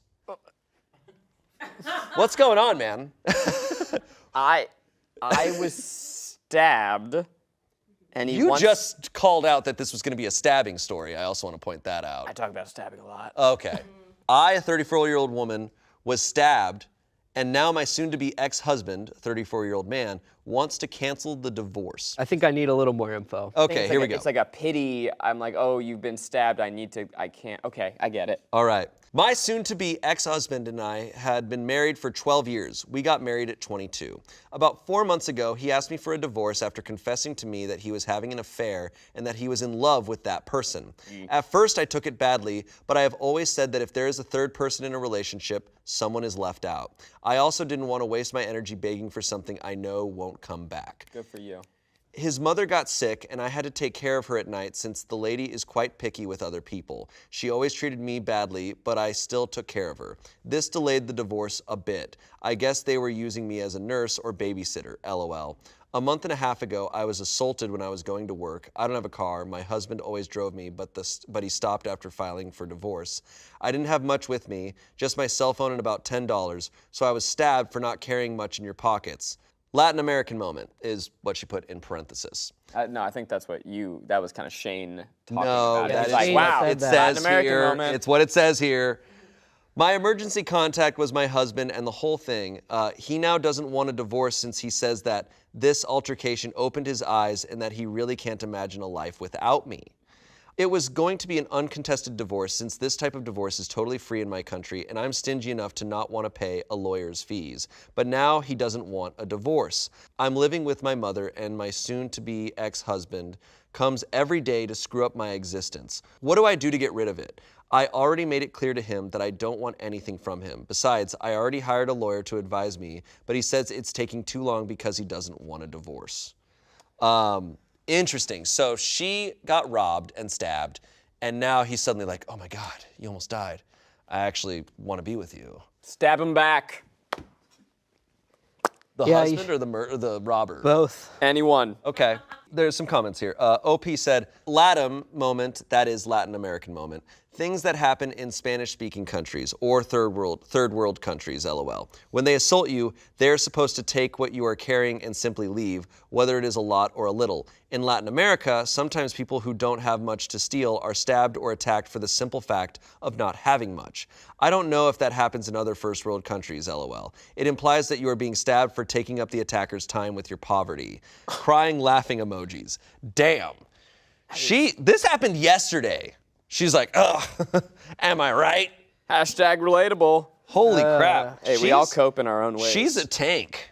Also, like, that's so rude. You robbed me, and I wasn't good enough for you, and now you're gonna put a hole in my body?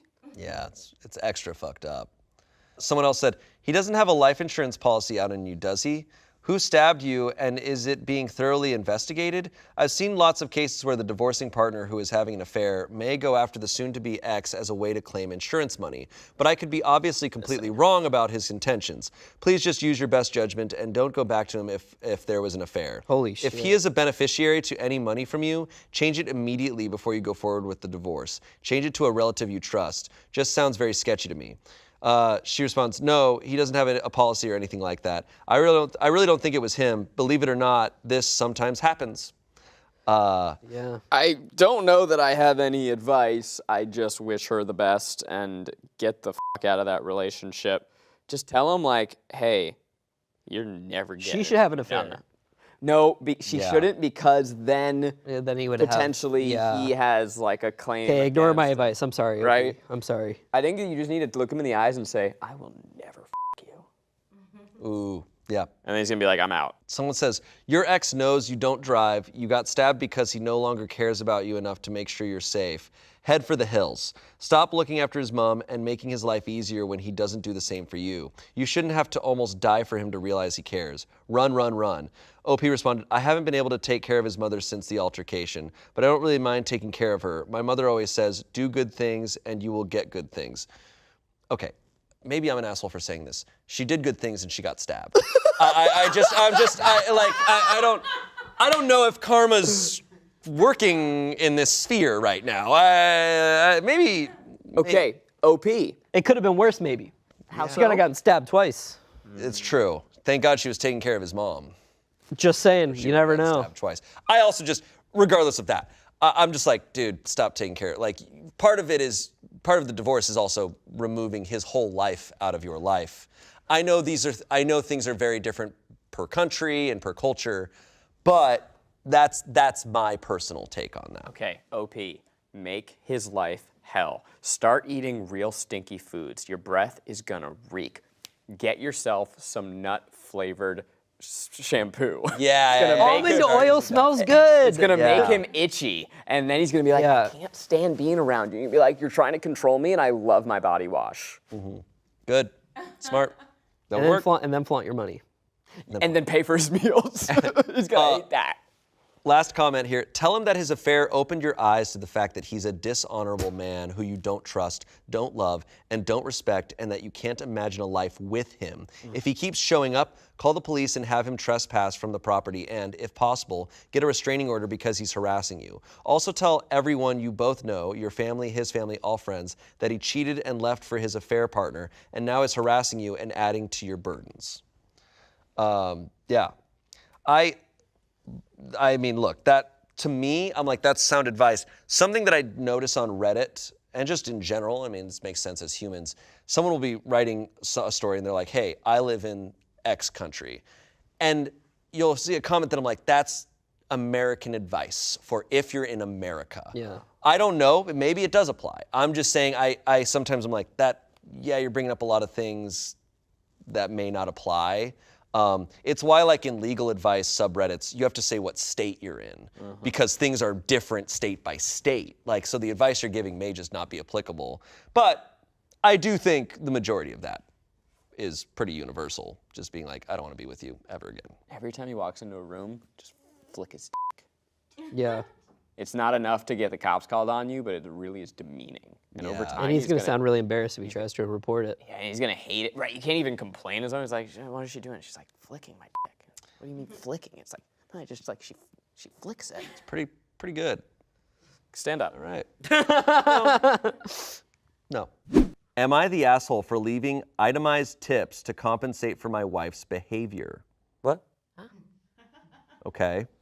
My wife and I, in our 30s, dine out every once in a while, but not too often because of my wife's annoying habit inherited from her family. Oh. She always complains, sends food back if it's not absolutely perfect, and makes needless requests / substitutions. She doesn't have allergies or sensitivities. It can easily take 5 minutes for her just to order her own food. And sometimes I've already finished my meal by the time she gets her food because she sends it back, asks for modifications, etc. I know restaurant staff don't appreciate it. I've tried talking to her about this, but she doesn't see an issue with it. Anyway, we make decent money and we use our combined funds on date/dinners. I recently started writing what my wife does on the receipt and then calculating a tip, in addition to the normal gratuity, to compensate. So to a receipt, I might add, complained about not having blank beverage, plus $5. Asked 5 questions about a single menu item, plus $5. Asked for a new drink because too much ice, plus $5. Sent meal back, was exactly what she ordered, plus $5.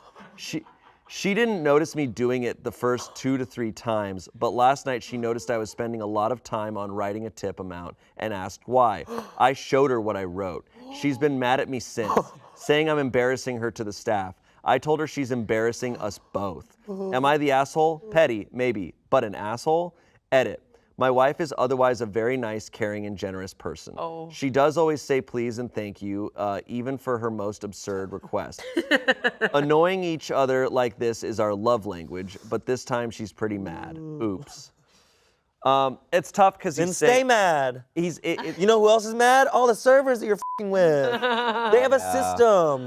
They come in there and run shop. It's a little bit of like, please and thank you doesn't excuse. No. Too shit. much ice, please, thank you. Well, it's also, I would be mad too because I would be embarrassed because I would see in written form, Yes. oh, this is what I'm doing. I'm upset, but not at you. I'm upset at myself because now I have written text of what I've done. You're a healthy person. I wonder though, well, we don't have I context don't think of. that's what she's thinking. No, I think that is what she's thinking, but I don't think she's really thought about what she's thinking. Well, we don't have. I don't think she can. Do you know what Yeah. I mean? Like she's thinking it and she's acting out, but she's not like looking inwardly and being Yeah. like, why am Not I actually reflecting. mad? What's actually making me mad right now? What we don't have context on is whether or not he has tried to communicate with her about that. That's what I was wondering, because if he hasn't said he had. communicated, Has he? Yeah, he said he did. He said we've talked about it before. Oh, you're right. Sorry, I take that back. So he established, I've tried talking to her about this, but she doesn't see an issue with it. So he has tried. And now he's just like, F it. yeah, like, I'll pay for it. Did he just show her the things that he wrote down? How did that happen? Yeah, she- she goes, what? She saw because he was taking a really long time. She's like, why are you taking so long on your tip thing? Right? And I showed her what I wrote. her. Saying she's been mad at me since, saying I'm embarrassing her to the staff. I told her she's embarrassing us both. Yeah, she said, you're embarrassing me to the staff. It's like, no, you already did that. That's already been done. I don't think I'm he's compensating I for don't what's think already he's been the asshole because they're married. They have their own love language. They have their own back and forth. And to be honest, if he's already tried to communicate it with her, and this is like another way that he's trying to enjoy going out to dinner, well, whatever. What? Okay. What's happening here? I just thought about something. What? He should have just put the extra tip in. He shouldn't be writing the read. The writing. No, I think that is pretty fucked a little bit. Yeah, it is that he's It writing is a the little reason. fucked, but And also it's kind of an inside joke between him and the staff. It is, and it's an inside joke. If he's not showing her every time, he's like, it's an inside joke between me and the staff showing I'm cool, she's the problem. Yeah, he said annoying each other like this is our love language, but he wasn't. that mean? But he He wasn't showing He her. wasn't showing her. This was a secret to her. This is Oh, a secret right. to him and the Oh, staff. then it It's like, is. I'm the cool one, I promise. I'm paying for the check. Oh, I- that's like Sorry, being like, she's such a I'm bitch." so sorry about my bitch wife. Yes, that's exactly what it is. Yeah, it's one of those things, and I mean, I'm not a marriage counselor or an expert in any sort of sense, but stuff like this, I'm like, you're telling me this isn't going to turn into resentment at some point in your marriage? Yeah. Like, bro, I mean, but also, I think she needs to acknowledge, like, whether she is fine with doing it or not, she needs to acknowledge, like, it is embarrassing. Like, you are making the staff's day harder. And you are not in control. You going to a To a restaurant, restaurant, you are no not longer in control. Yeah. Someone Let- else is in the kitchen cooking your meal. Let the someone restaurant else is take gonna bring over. it to you, and someone else is gonna do your dishes. That's the Yeah. thing. Let the restaurant take over. Yes. Let them serve you how they curated Yes. the menu. It is Let them purposeful. serve- There's been a lot of thought. There have been so much thought. Like, I enjoy the experience. If I was a husband, I would have been like, I'm not going out to dinner with you. I'm so sorry, but I need to take a break from going out to dinner because I'm not enjoying myself. and she doesn't have allergies or sensitivities. So let's establish that. Like, this is just her preferences. I look, maybe I'm the asshole for this, but if I was at a restaurant and someone sent a drink back because it had too much ice, I think I'd probably look them in the face and go fuck yourself. There is no explanation for this other than this is something she does. That's what it and sounds. something she does specifically at restaurants. This is not a behavior Which that it could be catered to restaurants, I guess. it was a normalized thing for her growing up, but it's once again, if she wants to say, hey, I'm gonna do this is how I am, this is how I eat, but she needs to also acknowledge, yeah, I am making the waiter's day harder. I can't deny that Not only the aspect. waiter, But not only the waiter, Everybody. there's cooks, there's whole food system. runners, there's expos, there's now this ticket that this menu, this item that has gone out Has thousands of fucked times, everything. has all of these modifications on it. So now this guy is standing with his ticket who didn't ring it in, who a server ring it in. Expo is gonna have to read this to the cooks. A lot of the times they speak different languages and like there's little modifications that they don't understand. Like it doesn't translate well. So now I have to explain how to do this dish that they've done 1,000 times that makes sense to them while they have 26 And it other fucks up tickets. every other table because this food's getting cold, this food's getting cold. Yep. This guy's getting pissed. Now this server's having a bad day. Now he's gonna be have an attitude towards the other tables. Cocktails are sitting and waiting. Everything is like a web. Yeah. I think it's like, I get frustrated. I just got so heated. I'm so pissed. Because I know there's people that go, well, I need food a certain way and I have my preferences, but I'm like, Don't go out to a But I restaurant. think when you're at a there restaurant, are also places. I think when you're at a restaurant, you kind of have to let go a little bit of the I. Like you are at a place where you are affecting a lot of people's day and week. You have to let go of 80% of your control at a restaurant. Do not go out to a restaurant if you're not down for the experience. I'm sorry. There are places that you can go. Sure.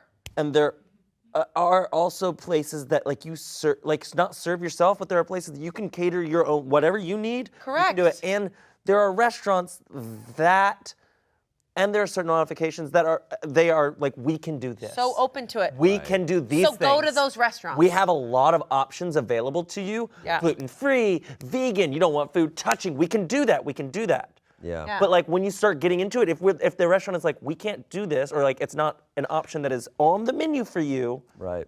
it doesn't work. I doesn't agree. work. Okay. Heated. Because it just slows down it makes everyone's life so much worse. So we have some comments here. Not the asshole. That must be mortifying. Let's have your wife work as a waitress in one of the restaurants you both frequent. Let's see how fast her behavior changes. Someone else said, not the asshole. Please continue doing this until she isn't a nightmare to wait staff. Saying please and thank you doesn't mean jack shit if you're making problems that aren't there in order to feel satisfied, or whatever her motivation is for being this way. A new comment. Everyone sucks here. Your wife sucks, but you do too because you treat it like throwing money at the problem will make it okay. At restaurants, you pay money for food, drinks, and service. Insulting and degrading the staff is not on the menu. How would you feel if I slapped you in the face but then gave you $5 and said it wasn't that bad because I was nice about it? Money does not entitle you to hurt others. But money's, hey, great. Thank you so much. Wait, I also have to say, I'm going back to the modifications again. A lot of the times, people don't realize that the food has already been prepped hours before. It is slated to serve 1,000 people that night. Like we have this dill sauce that we have already made. We cannot take out the dill. It is in the sauce. I know. Or like, wait, I'm allergic to this. Can you take this off? No, it's already the onions are already And then they're like, balsamic. ugh. They are already roasted in balsamic dressing. They are in a vat that we can heat up. They just got made hours before, but we can't make another vat just for you. Yes. That's not how this works. I agree. Have you guys ever left extra tips based on like, have you ever been out to dinner with someone who was really embarrassing and you left like an extra tip? Always. Really? Always. No. I'm saying like, have you ever been in a situation like this where you're out to dinner and someone you were dining with was kind of shitty to the wait staff, so you were like, I'm gonna add. I'm like, if that ever happened, If that happened, of course, but I'm saying, has it happened? Yeah, I have. It with like a big group. It's I'm like, I'm happened. sorry that we were so rambunctious and. It's happened to me with a new friend. I remember it was very small. We were getting like coffee and something, and she was being so specific about her latte, and she like got it redone twice. And I, in front of her, was like, I'm so sorry. And she let me have it. She was like, how dare you? How dare you make me feel bad, like make me feel embarrassed? So that was That's years hard. ago. And I was like, Never done it since. whoa. I haven't done it since. And so I won't verbally say it. I'm just very cautious about it. I would never apologize on someone's behalf. Not that. And I did. And that was a big lesson for me. So it's tricky with the tip thing. I think if we're a group and I'm with my friends and we've been loud, we've been asking for a lot of things, yeah, I'll leave a bigger tip. Yeah, and I have friends, I know people with food sensitivities or situations where they would maybe do something like this, but I totally understand, and the way they go about it is so respectful and different. But I'm typically very wary and cautious of controlling people, and controlling people typically give that kind of response.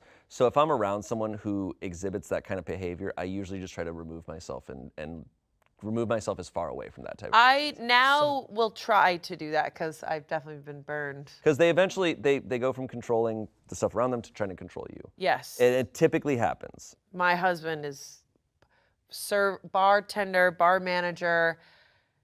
In our relationship, we sit at the bar. He is watching the bar. He's watching how things are prepared. Sometimes he's like, "Oh, I love how they do that. Oh, what's that? That's not clean," or whatever. And I used to get so frustrated about it because I used to not be calm. But now I'm like, this is something he enjoys. Yeah. This is something he loves. When I go see a show, like a comedy show, you best believe I'm fucking sitting there thinking about all that shit. Yeah. So I'm like, because I love him and now understand the root of it, Yeah. I get it. But I will say, still as a server, sometimes I can't turn it off. No, I stack all the plates at the Oh, end. of I'm like, course. all the plates, they're like, wow, thank you. I'm like, But here's the thing with servers: when we come into the restaurant, and me and my mom famously server, Yes. Pancake Pantry. yes. When we go to a restaurant, we are your best friend, your greatest ally, or your worst nightmare because we are so Yes. unforgiving to maybe not bad service. We can see your section. We see what's going on. We see the kitchen most of the time. We know what's going on, so we know if you're just doing a bad job. And then we're like, damn, Yeah. we're still gonna tip at least 20%. Of course, always. But we're not like the back and forth is not. We're not gonna be your friends. I agree. We're gonna be Wait, very hear me stern out. and- what? Are you the type of people that go, we're servers? If they're doing a bad job, Oof, I don't drop that Oh. ever because when I used to serve, people that go, we're servers too, and I'm like, when they're And if you said that, I'd go, thank you for your service. for your service, well, sometimes those are the nightmare tables. those sometimes those. But I understand what you're saying. Yeah, I'm like, You're like, I know you're just f***ing up yeah, bad. yeah. Because I can see your section. Yeah. And all of it has the plates They're at the end so of the it's table. so dirty section, Dirty sections are dirty the mind. worst. So yeah, take us out to dinner. But really, like I'm great most at a of the time, I'm restaurant. like, I'm gonna banter with you. Like I'm gonna be a great table. I'm gonna be really easy. Correct. If there are modifications, I'll ask and I'll be like, I really don't like truffle oil. Is there any way that truffle oil cannot be on it? They're like, no, it's okay. They're like, yeah, that's an easy fix. Great. Oh, Love it. All right, here's the update. Alrighty, friends, we've had our laughs and shared our perspectives. Since my wife frequents this subreddit, I went ahead and showed her this post. With that said, I'd like to address a few things. First, she and I both know that any posts on this sub are peepholes into people's lives and characters, not display cases. Yes, my wife's behavior when dining out is bad, which is why I tried to think of a way to point it out and make up for it. That said, she's not a bad person. Learn to separate the two and you'll get far in life. Okay, dude. She made him right there. Learn to separate Yeah. the two and you'll get far in life. She's like, and you'll get far in life. Yeah. Secondly, when I say she is mad at me, I don't mean that she is deeply hurt and distraught. She's calling me an asshole, yes, but that's normal for us. If this was something that was actually hurtful to her, I wouldn't be sharing it online. Anyway, she would like for you all to know that she is taking your responses to heart, and she is going to be more mindful of how she dines. She would like to add that she didn't think it was a big deal before because, as she puts it, she doesn't think twice about meeting expectations in her line of work, even if they are above and beyond the norm. She's just happy to meet demand, but she recognizes that not everyone feels that way. She's going to try to be a better customer. She said reading this was brutally eye-opening, but we both also found some laughter and had a good discussion. Okay, that comment actually just solidified it for me. It solidified that she is the asshole. He is being tied up right now, and She she's at like, gunpoint. tell them I'm reading My wife this. said, she likes to meet a demand, and He literally said, he said, I'm sorry that some people just don't want to meet expectations. That's what she said. Like they can't.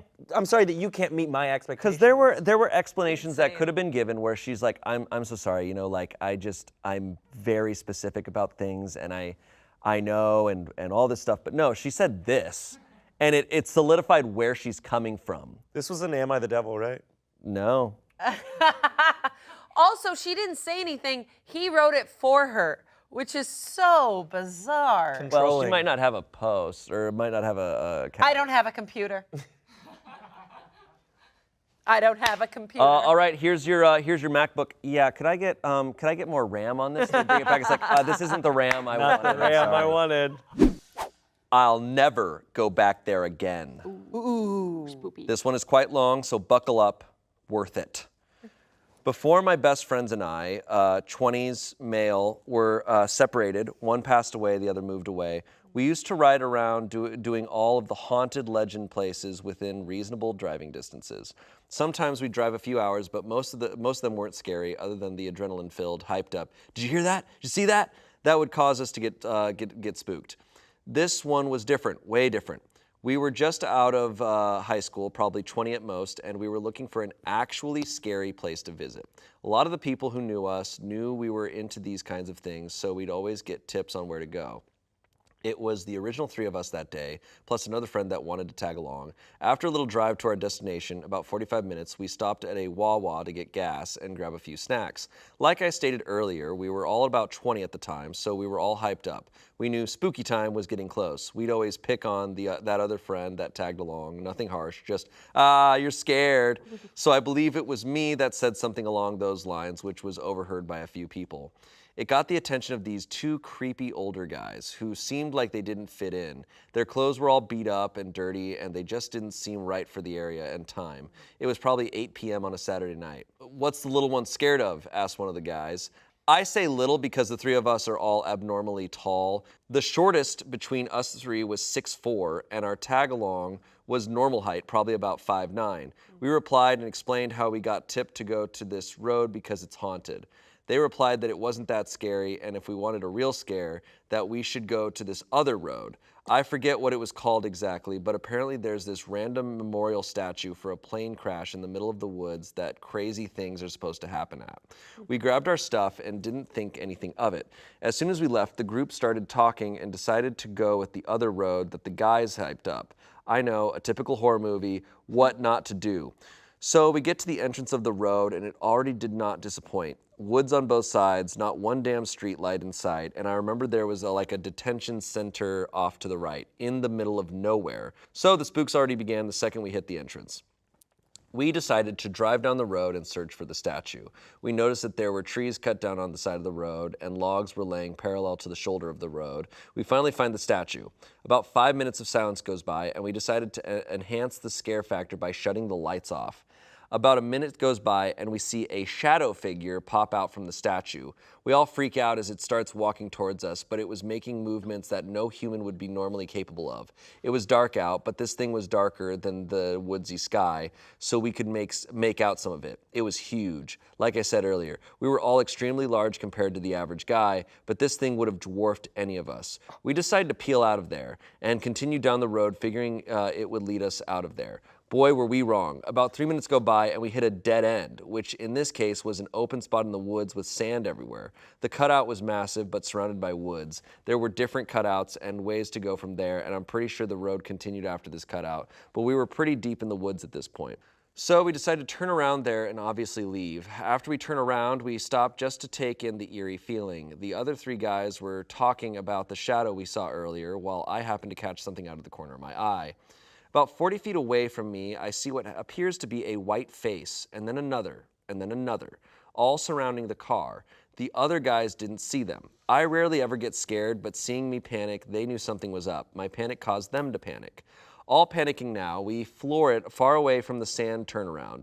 We get about a half a mile down the road, somewhat near the statue, and pull over to gather our composure to get out of there. When we stopped, I swear I heard the typical ghost, ooh noise. This was now turning into a movie I wish I was never a part of. So we all are really scared now. After finding the way we came, we started heading back out. Remember those logs I talked about earlier? They were now laying in the middle of the road, blocking us in, as we all see the white faces, masks that I saw earlier. Thank God my friend was good at driving and valued safety over his car. We drove on the edge of the woods at what felt like defying gravity speed to find our way out. The car was literally sideways on the edge of the woods. I mean, I could literally stick a single finger out the window and touch the trees. We all made it home safely that night. After doing research, we found that that spot was notorious in the area for crazy things happening, such as body dumps and murders. Because of the shadow and the ghost noise we heard, my head, heart, and gut tell me that the place is actually haunted. As previously stated, that place is famous for dumping bodies, along with the plane crash 100 years ago. So there's bound to be some spirits there. I think where we were that night was actually haunted. We just happened to be there on a night where there were more things going on. I can't help but think that evil-looking shadow from the statue was actually an angel in disguise trying to scare us away from the doom that was upon us. I can't say for certain, but I'm 99% sure we survived one of their setups that night, but I'm 100% sure I will never go back again. I got chills just typing this, and I never tell this story. There were 4 of us there. One took our story to the grave, and I'm sure the rest of us won't speak much about it either. Whenever we even bring it up in front of people, we always use the code THMTW so that we don't have to actually talk about it. THMTW, of course, stands for the horror movie that wasn't. That's What? crazy. Yeah, wow. The logs in the road yeah, makes that's- me think that those old dudes like yeah. have a setup. Right? Like they were gonna murder them. Yeah, I wonder what this plane crash was, because a plane crash, 100 years ago, yeah. it doesn't make sense. I'm like, the Wright brothers I don't crashed think here. the math is mathing right now. But a plane The big crash. American Airlines plane yeah. crash. Comments, what was the statue of? Would you be willing to share the location? Yes, absolutely. It was this random memorial statue in the Pine Barrens in New Jersey. I was gonna say, is it Jersey? So the Pine Barrens alone means creepy bad news. Yes, it's okay. That's so. I was just researching this because I'm gonna Really? go there, and there's so many stories about this. And the way you're describing it sounded like Jersey. And the Pine Barrens. And the sand, because the sand's really bad there, and people actually get stuck there and like sink into the sand and stuff. And it's like it's crazy. What? Quicksand in New Jersey? It's like, well, it's just sand. Like their vehicles get stuck in the sand, so people get stuck out there, and then they get lost, and people get lost and they die out there. What? So this is the memorial site. The Carranza Memorial Historical Site. Mexican aviator Captain Emilio Carranza Rodriguez was selected to undertake a goodwill flight from Mexico City to New York City in response to the 1927 flight from New York City to Mexico City undertaken by American aviator Charles Lindbergh. He became an international hero when he accomplished this in June of 1928 to great acclaim. Tragically, while flying back to Mexico in July 1928, Carranza's plane got caught in a thunderstorm over the New Jersey pinelands and crashed. He did not survive. So there was a plane crash back in 1928. I think in my mind I was thinking a big commercial flight. Yeah, totally. So same. this Yeah, makes sense. That makes sense.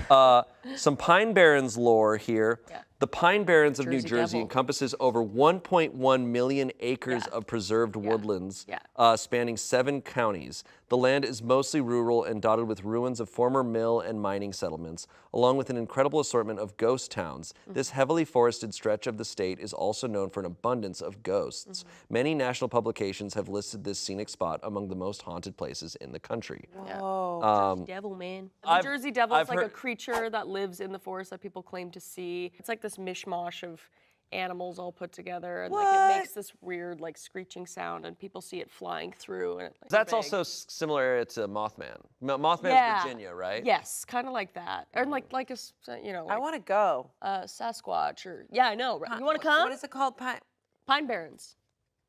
You want to get lost in the have a bush party with me? lost in the woods, little girl? See, once again, once again, the Jersey Devil, all the ghosts and stuff, that doesn't scare me as much as these 2 weird guys. Yeah, at the gas totally. station. I'm just I'm like, telling you. I think he set them up. I think you're right. But also, like, how do they put the logs in the road? They're like, Rick, get the logs. He's like, I'm trying. yeah. I'm trying. I got a hernia, Roger. Goddamn. Someone said, I wouldn't be surprised if the people you saw creeping towards your car were the same exact dudes who Yeah. told you where that place was, I don't think it was a coincidence that they just happened to tell you that. You and your friends were most definitely meant to be trapped the hell out there because it was a setup. Yeah, that's what it sounds like. Yeah, these Like- guys were like, oh, these boys from the city. Yeah. Why did Let's they get Let's 'em. give them a scare. Let's Why get did them. the other friends see the white masks? What were they doing? I don't Because he know. said only Yeah, he that's saw weird. it. I mean, maybe they were murderers. Murderers. That's their thing, is they put the white mask Yeah, on. probably. Maybe those guys were murder. there and were murderers, but they also saw ghosts. Maybe Murderers. murderers. His interpretation of Murderers. the shadow being an angel trying to scare them, I'm like, I don't know about that, man. That's a lot. Go! And then it gets closer. It's like, yeah, He's like, Get out of here! Psych! yeah. I'm not an angel, I'm a demon! Don't worry, guys. It's an angel. What? I'm not an angel, I'm Greg! Greg came back. No. Greg is back. That's wild, but yeah. Also, there are black bears still. Maybe it in the was a Pine Barrens. black bear. Guys, maybe it was just a bear. Could be. It was just a bear that was gonna It's eat a bear. Yeah. He's like, Relax. it's an angel. It's like, Yeah. That's what they sound like, by that's the what way. they sound like. Yeah. Like a girl throwing up at hardcore. It sounds like those toys from the dollar store. Or a girl who's just blackout. Amy, okay?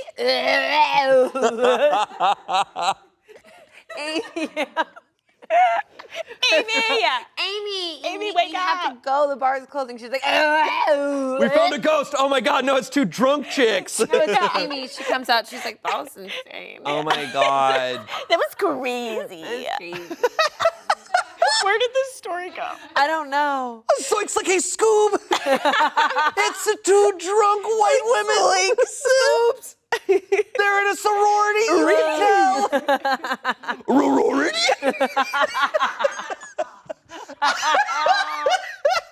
I'm gonna pee.